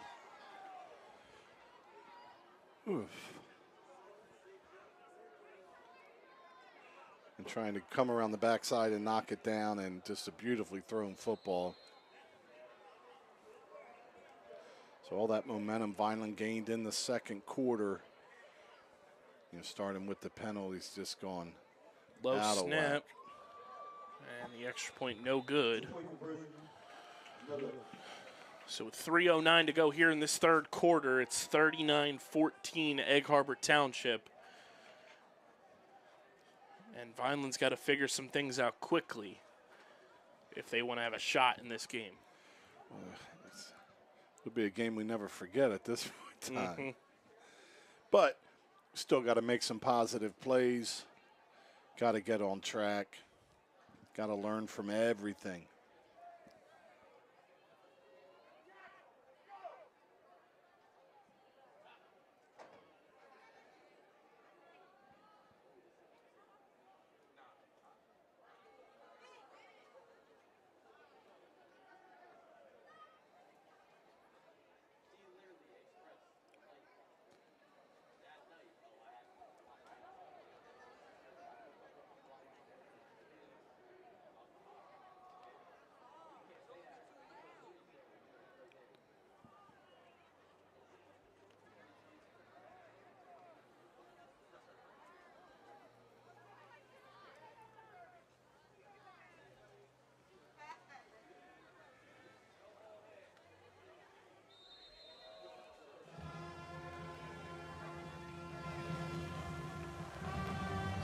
Squibbed yet again.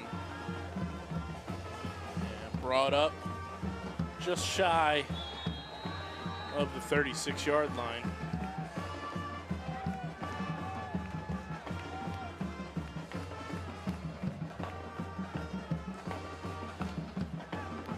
Ball be spot at 35. It'll be first and 10 Spot at for the Vineland. 35, first and 10.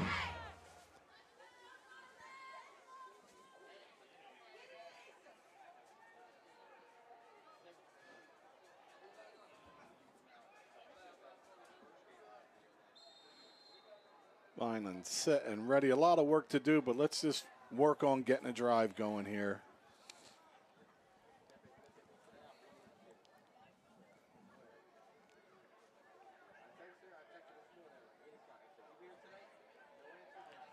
Man in motion. They hand it off to Clark. Clark trying to find that edge. There's another flag on the field. And another. Well, Rich, I did forget to account that it is the end of the month, so the refs probably have their quota to fit in here to get all their flags possible for the month of October.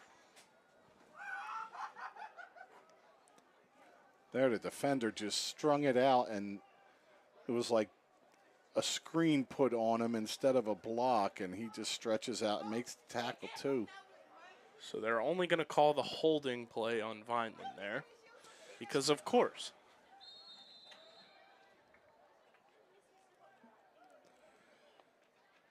So another drive starting behind the sticks.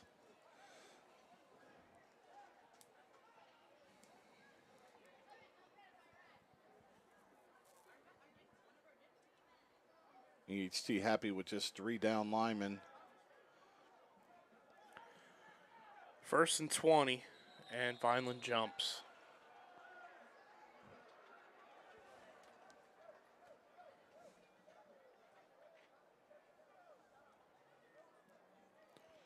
Haven't had a game like this with this many penalties called on us. This feels like the Bills and Jets game from a few weeks ago. Of course, you know I fall asleep when that happens. I'm dancing around up here. Like you try to, no matter what's going on, get in the flow of the game. Yeah, and it just stalls every single play.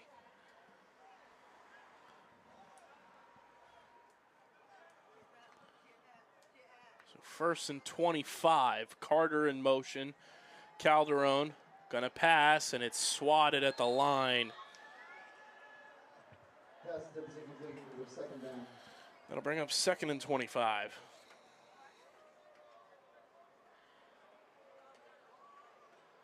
you can see the frustration on the offensive side of the football here right now. And the thing is, you're not going to plays that kind of you had some success with because the drive starts and you're already at, after one play, first and 20, then second and 25. So there isn't your best things you can do. Mm-hmm. You know, it's trying to find something.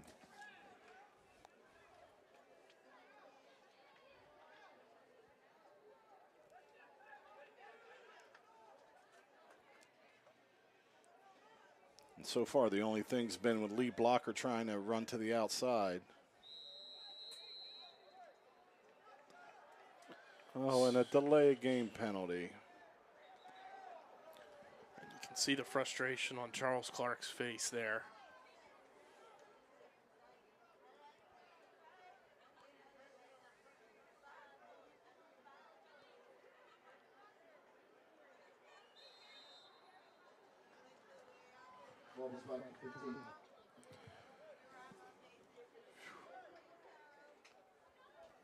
Ball now at the 15-yard line.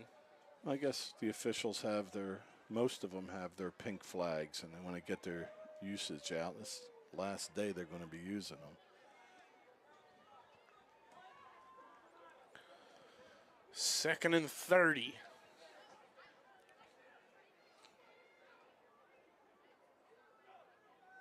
Calderon scrambling, fires, completes it to Mark Mutcherson. He evades two tacklers. Mutcherson brings it up past the 30, inside the 35. And a big-time first down for the Fighting Clan there from number 7, Mark Mutcherson. You know, Vineland's not having a great game, but Mutcherson, on both sides of the ball, the aggression and the passion that he's playing with, you know, that kind of helped creep us back into this before half. And here, after a 2nd and 35, you get back to a 3rd and 7. And that's from making people miss, just outstanding. 3rd and 7. Just under 3 minutes to go here in the third quarter. Diaz in motion. Calderon going to pass. He fires, and it's off the hands of Noah Cruz. He was not ready for that football. No, and nowhere to go for Noah. If he catches it, it's going to carry him right out of bounds after a gain of a couple. So 4th down.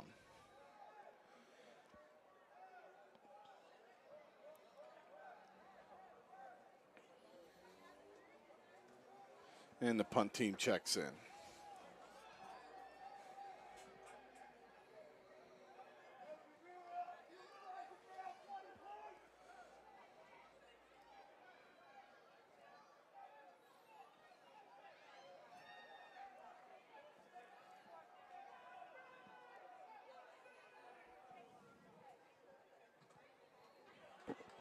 Brosh gets that away, and it's off the hands of the return man, but they recover and pick it up. Rayon Carter has him wrapped. He escapes, but finally taken down by Phoebus. And number 36 from the Fighting Clan in there as well. That's Jay Huertas. Well, Carter could have made the tackle. If you look at his hands, he's trying to spin him around, get that ball back out.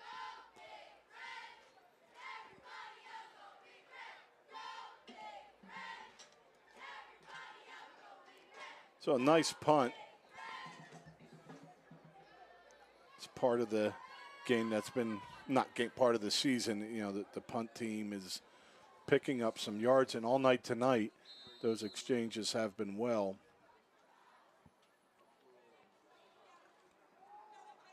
And it's a fumble.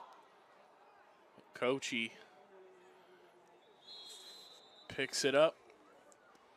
Well, the ball's on the ground 2 plays in a row, and not rolling our way tonight. 2nd and 9, ball spotted 31. 2nd and 9.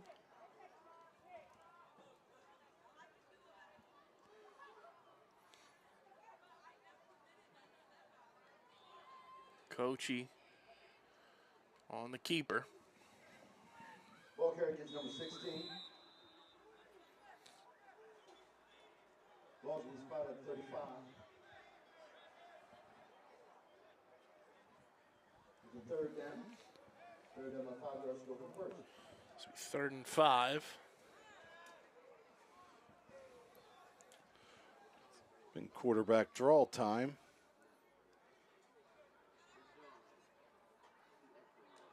Coachy Picks up a first down.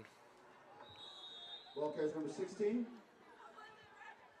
There's just been no real answer to stopping the QB keeper tonight. Well, you have the quarterback in that shotgun by himself, and when he runs it, you think traditionally quarterback hands to a guy who runs it, so it's 11 versus 10. But when it's your quarterback doing the running, you've got 10 versus 11 with your back. Like you have an extra blocker when you don't need one to lead him. That pitch, and it's open on the top of the screen. Gain of about 8 or 9. Ball carrier brings the ball up to about the 46. Well, hats off to EHT. In 1 year from being held to 1 yard, their offense is certainly churning. Big offensive line. The Kochi brothers. That brings us to the end of the third quarter with EHT up 39-14. We'll be back for the start of the fourth. Here at Gittone Stadium, you're watching Varsity Football right here on the Vineland Public Schools YouTube channel.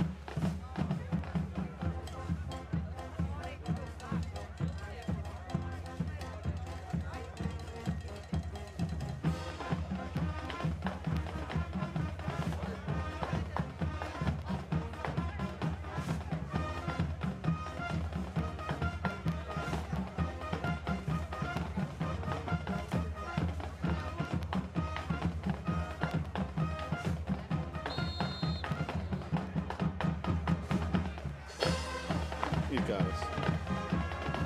Kochi looking to throw here as we start the fourth quarter. Welcome back, everybody. Kyle Bennett, Rich Scarpa up here in the booth with you. As that pass falls incomplete. Vineland trailing 39-14 here in this one. It started out all EHT. Vineland makes a little push in the second, getting the ball to come out in the second half, and just some penalties. EHT pops another score in, and the field's been tilted in their favor since. And it all got started with what should have been offensive pass interference getting wiped off the board. And it really led to just a trickle effect of what this game has evolved into as Kochi stays on his feet and almost tackles Mutcherson there. It's like steer wrestling, you got to twist him to get him down. But he picks up the first down. Just a sophomore, the Kochi brothers. Both sophomores. So you're seeing a lot of what you're going to have to stop probably next year. Seems like these two teams always find a way to get together. That old school Cape Atlantic League rivalry. See, they snuck a guy up on the top that didn't come in past the hash mark. It's the second time tonight. When you check in, if your team's broke the huddle, you've got to get to the hash. Mm-hmm. So we had somebody uncovered. They just snuck him in. Ball was spotted at 40, and 2. So they pick up 2 on that one. This will be 2nd and 8.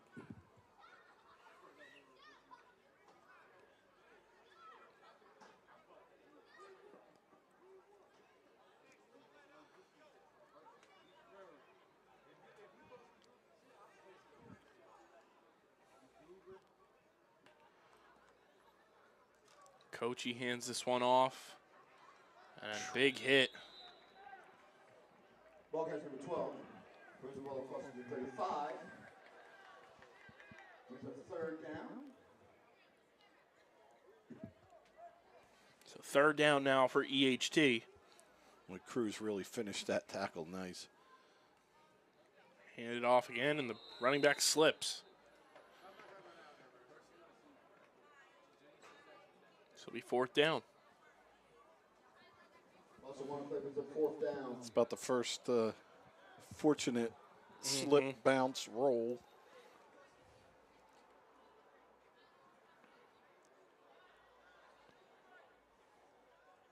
Let me call it. Spread them out, quarterback draw.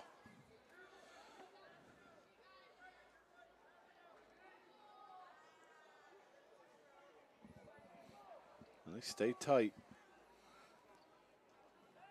And quarterback draw. And Coachy brings it up. Ball carries number 16. I mean, Coachy's getting a ton of yards and playing fantastic.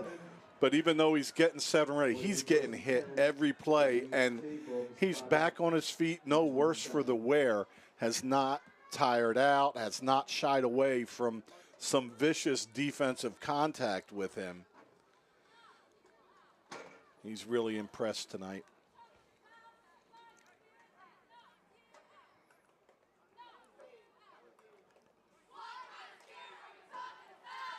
It's 1st and 10 now for EHT.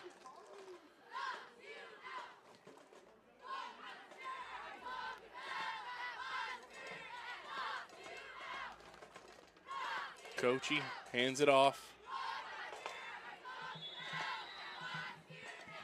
Hey, a couple running plays in a row.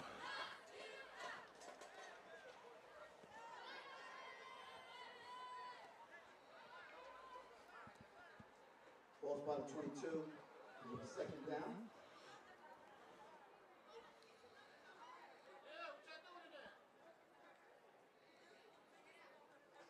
Second down, about 5 yards to go for the first.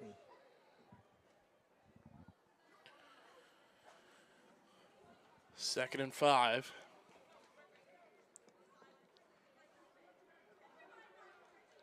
Coachy hands it off again. And there's a hold right on the edge, the block that frees him. And Matos goes into the end zone. And somehow, some way, no flag is called. My father never hugged me that tight, and he hugged me all the time. Ugh. You know, it's one thing if you're on the inside and there's a little bit of a hole, but when you're sealing the edge and both your arms are to the back plate, not consequential in the outcome of this, but it's a little demoralizing to have so many holding penalties one way that don't pop in your eyes, and it's the point of attack, what way it's blocked. If there's a hold, it's got to get called. And now a flag flies in. Well, this time Noah mistimed his leap. Last time he hopped right over. Now EHT is going to go for 2 after the penalty.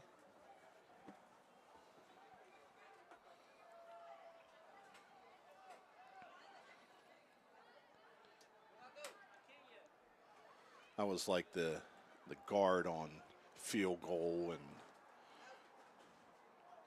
extra point, and you had somebody just jumping up over. It's very dangerous. So all you really got to do is put your hands up in the air and hit him in the leg. And so the ball's on the ground on this one. Coachy swims, turns, not enough to get in for the 2-point conversion. 2-point conversion, no good.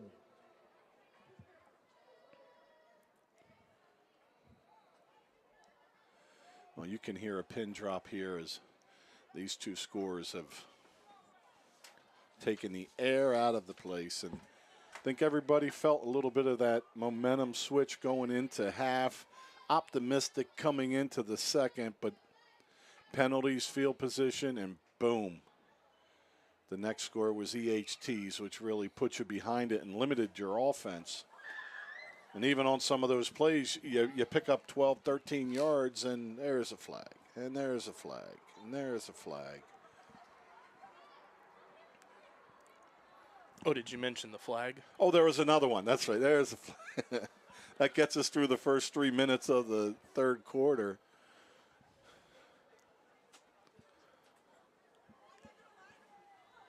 You know, the resiliency of the team in that second quarter to come back from some adversity start to take momentum, but it's an uphill challenge, and that next score that EHT got in the third just kind of sealed it. It hasn't stopped the defense from ferociously tackling and attacking, getting their licks in, but it put the offense in a position where you got to risk it, and there's 2 interceptions that you wouldn't have thrown. You wouldn't have been doing that there. And another flag flies in. So all the referees blow the whistle for the offsides on the kickoff, and somehow that doesn't make that a late hit, unless though there is a flag at the 40. So they should be kicking off from the 25.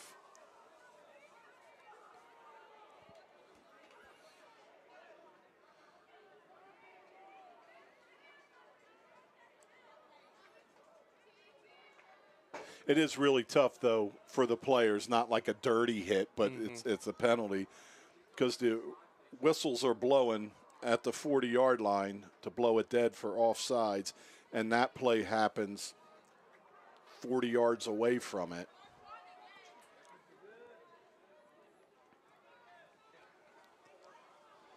Certainly not a dirty play and an unfortunate one, but you do got to throw the flag on it.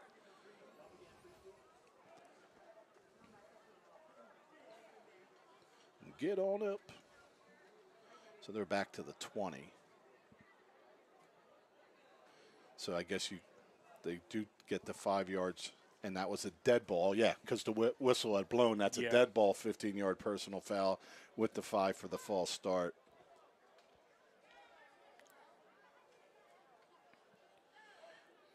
Let's see if they let him kick it. He has a strong enough leg on these field goals to hit from 35, 40. And this time the ball does look like it's standing up instead of laying down. They may let him put his foot into this one and see what Vineland's return team can do. This one's in the air. And Vineland's going to bring it up past the 45, the 40, 35, 30. And out of bounds, Xavion Diaz goes. And a nice return there. So now you see why they squibbed every kick with a strong leg kicker. They give it the one chance. All right, put your foot into this one. Go ahead. And he nailed it, but they're meeting again with a flag on the field at the 50. Dun, dun, dun, dun, Well, if they were in the same union as the police department, I would go out the wrong way behind the school and just do my own thing on the way home because good grief. Imagine you had to write a report for every flag you threw.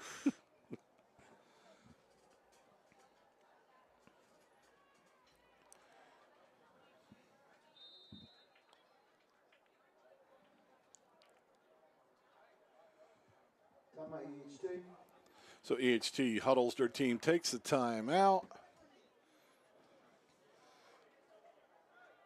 Penalty is on Vineland. They're going to be moving back. Heck of a return, though.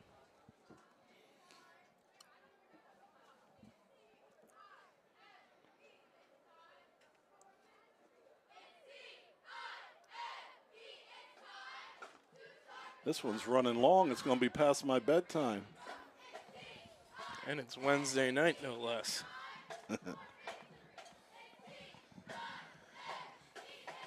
Be nice to have a Friday off, figure out what we're going to do.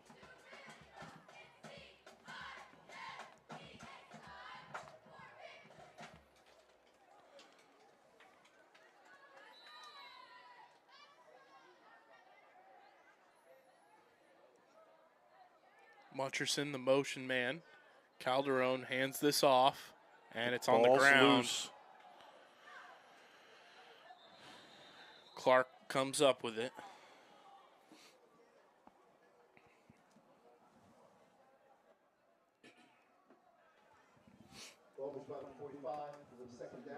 It's almost like the Nixon signal. I'm not a crook. I didn't know what the official was.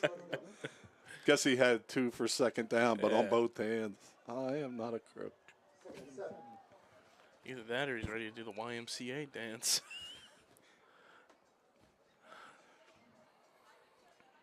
Yeah, he just hung out there for 40 minutes. Dance. 2nd and 7 here for Vineland. Mutcherson in motion.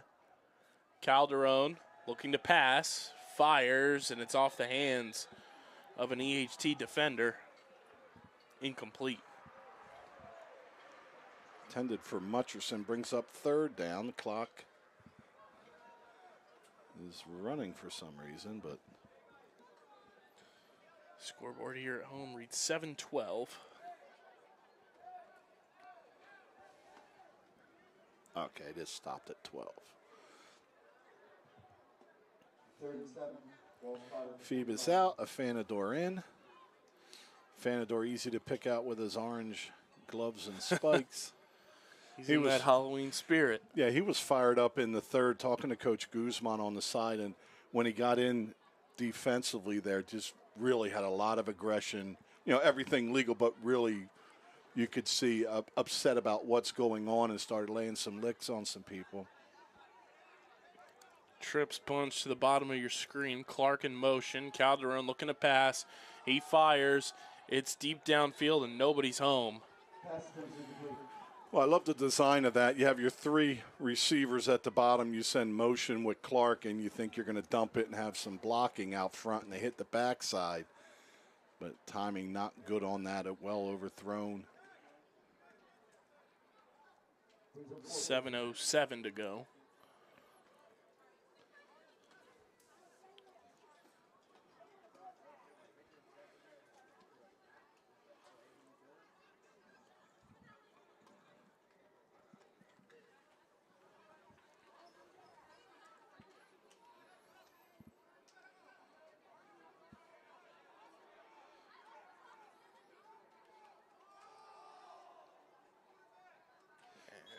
Nothing there on 4th down.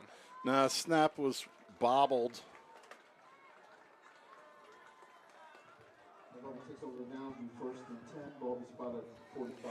It's one of those days.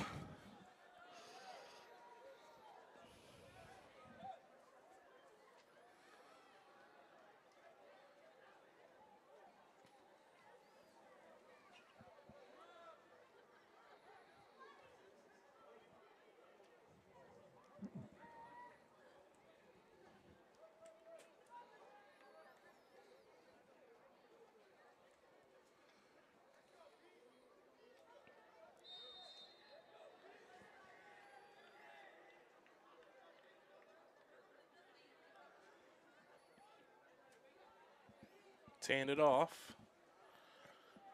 And Vineland's defense gets in there to make the stop.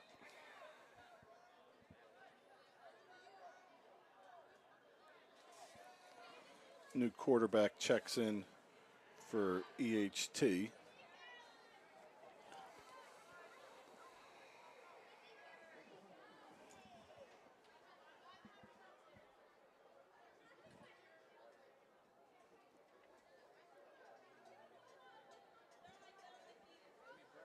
Or am I seeing that wrong? Looks like a 15. It's been dive, dive, dive for EHT, and they run another. A nice tackle there by Aiden Martinez. Yeah, stopped him right in his tracks.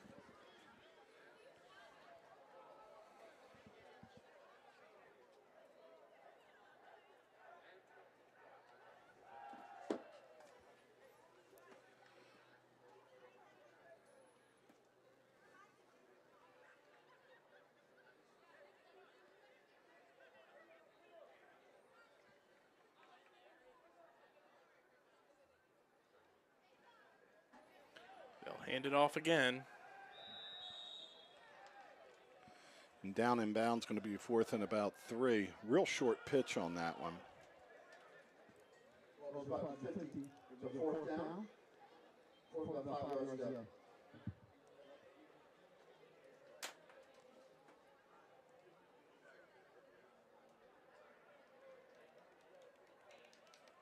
Sophomore Lorenzo Costin checks in. to that defensive line. 4th and 5. They pitch it. And Vineland gets a stop.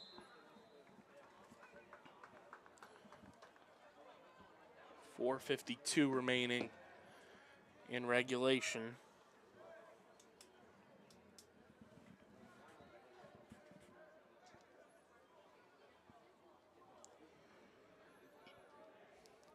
Ball is about 49, first attempt at line. Regulars check back into the offense.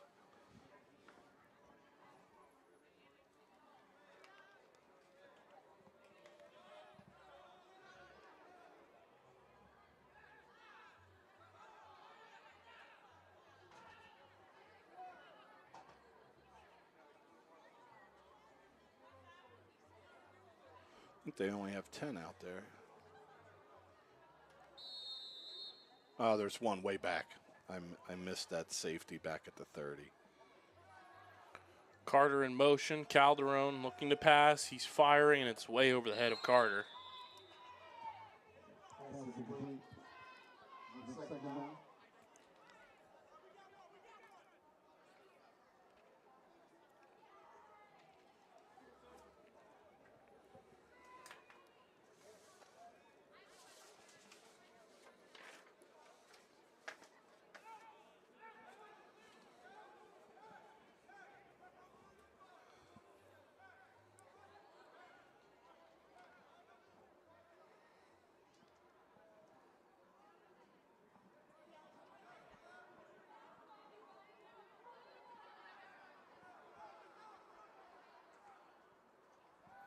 Calderon fires, and it's off the hand of Rayon Carter.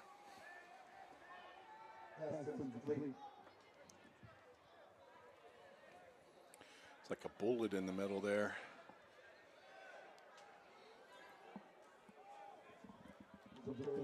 .337 to go.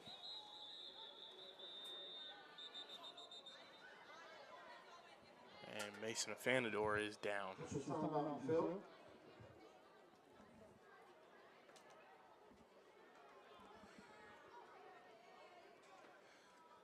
Well, rumor has it we may have another Wednesday. Looking like Vineland's going to try to pick up another county team, which we already have Millville coming up, so that leaves Cumberland or Bridgeton. Bridgeton has a playoff game going up to Toms River Friday night in the 1 versus 16. Just cramps on Afanador as they stretch him out. You also have Cumberland Regional that has spiked up and actually beat the playoff team Bridgeton this year. But EHT seems to have their offense figured out. And their defense, I'd say, yeah, too, except playing catch-up has really limited our offense in what they – and not just catch-up on the scoreboard, catch-up on the down and distance. I opted no ketchup on my hot dog because that's barbaric at halftime. I did some hot sauce. Only because the spicy mustard was on the other side and I wasn't going, but I digress. Looks like that cramp's starting up again. See if they can get him to the side. Who would think you'd have cramps this time of year, but a beautiful, out of nowhere, about 80-degree day.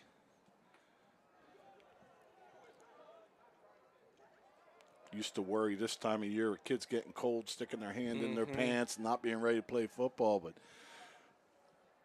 so 3rd and 10 for Vineland. And Calderon gets EHT to jump.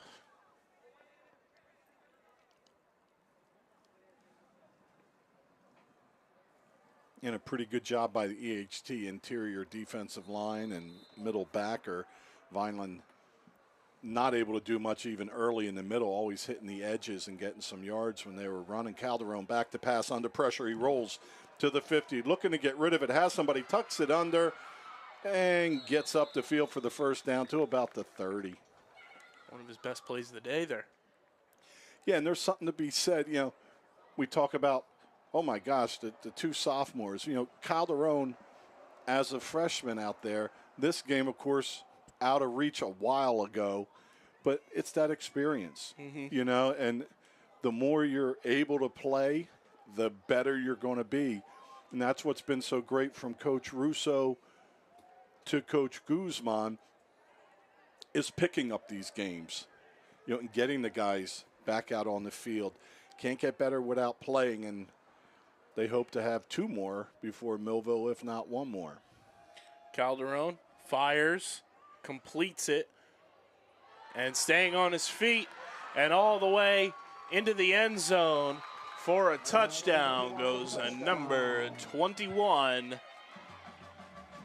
Caden Chestnut, with his first touchdown of the season. Well, good vision on that run, too, cutting back on the inside. Gets to check in with Afanador out with that cramp. And Caden Chestnut gets into the end zone. The sophomore.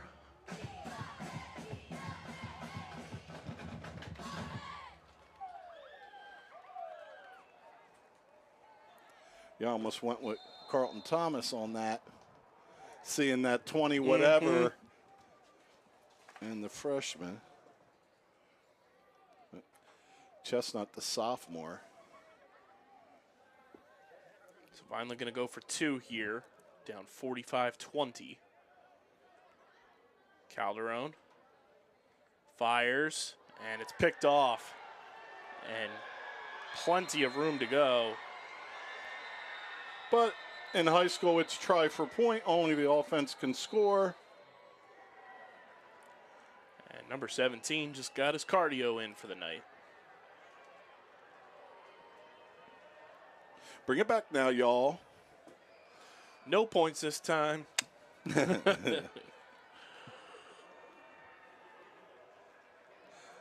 Used to hear that song every night.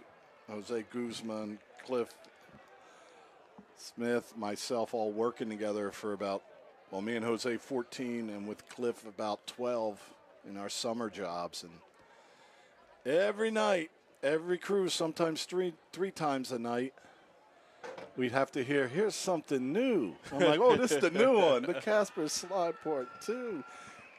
And that's going to do it.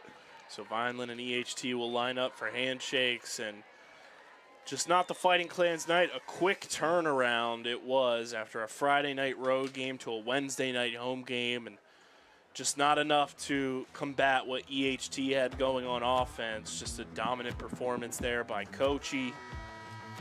And the EHT Eagles come into Vineland and win 45-20.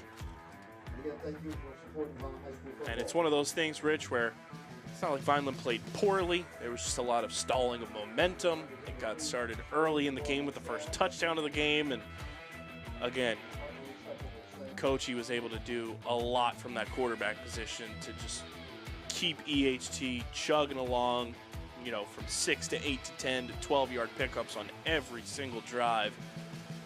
He was fantastic tonight. Vineland falls 45-20 here at home.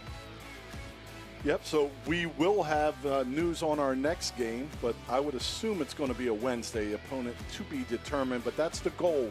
Have another one Wednesday of next week and get our November started with some football.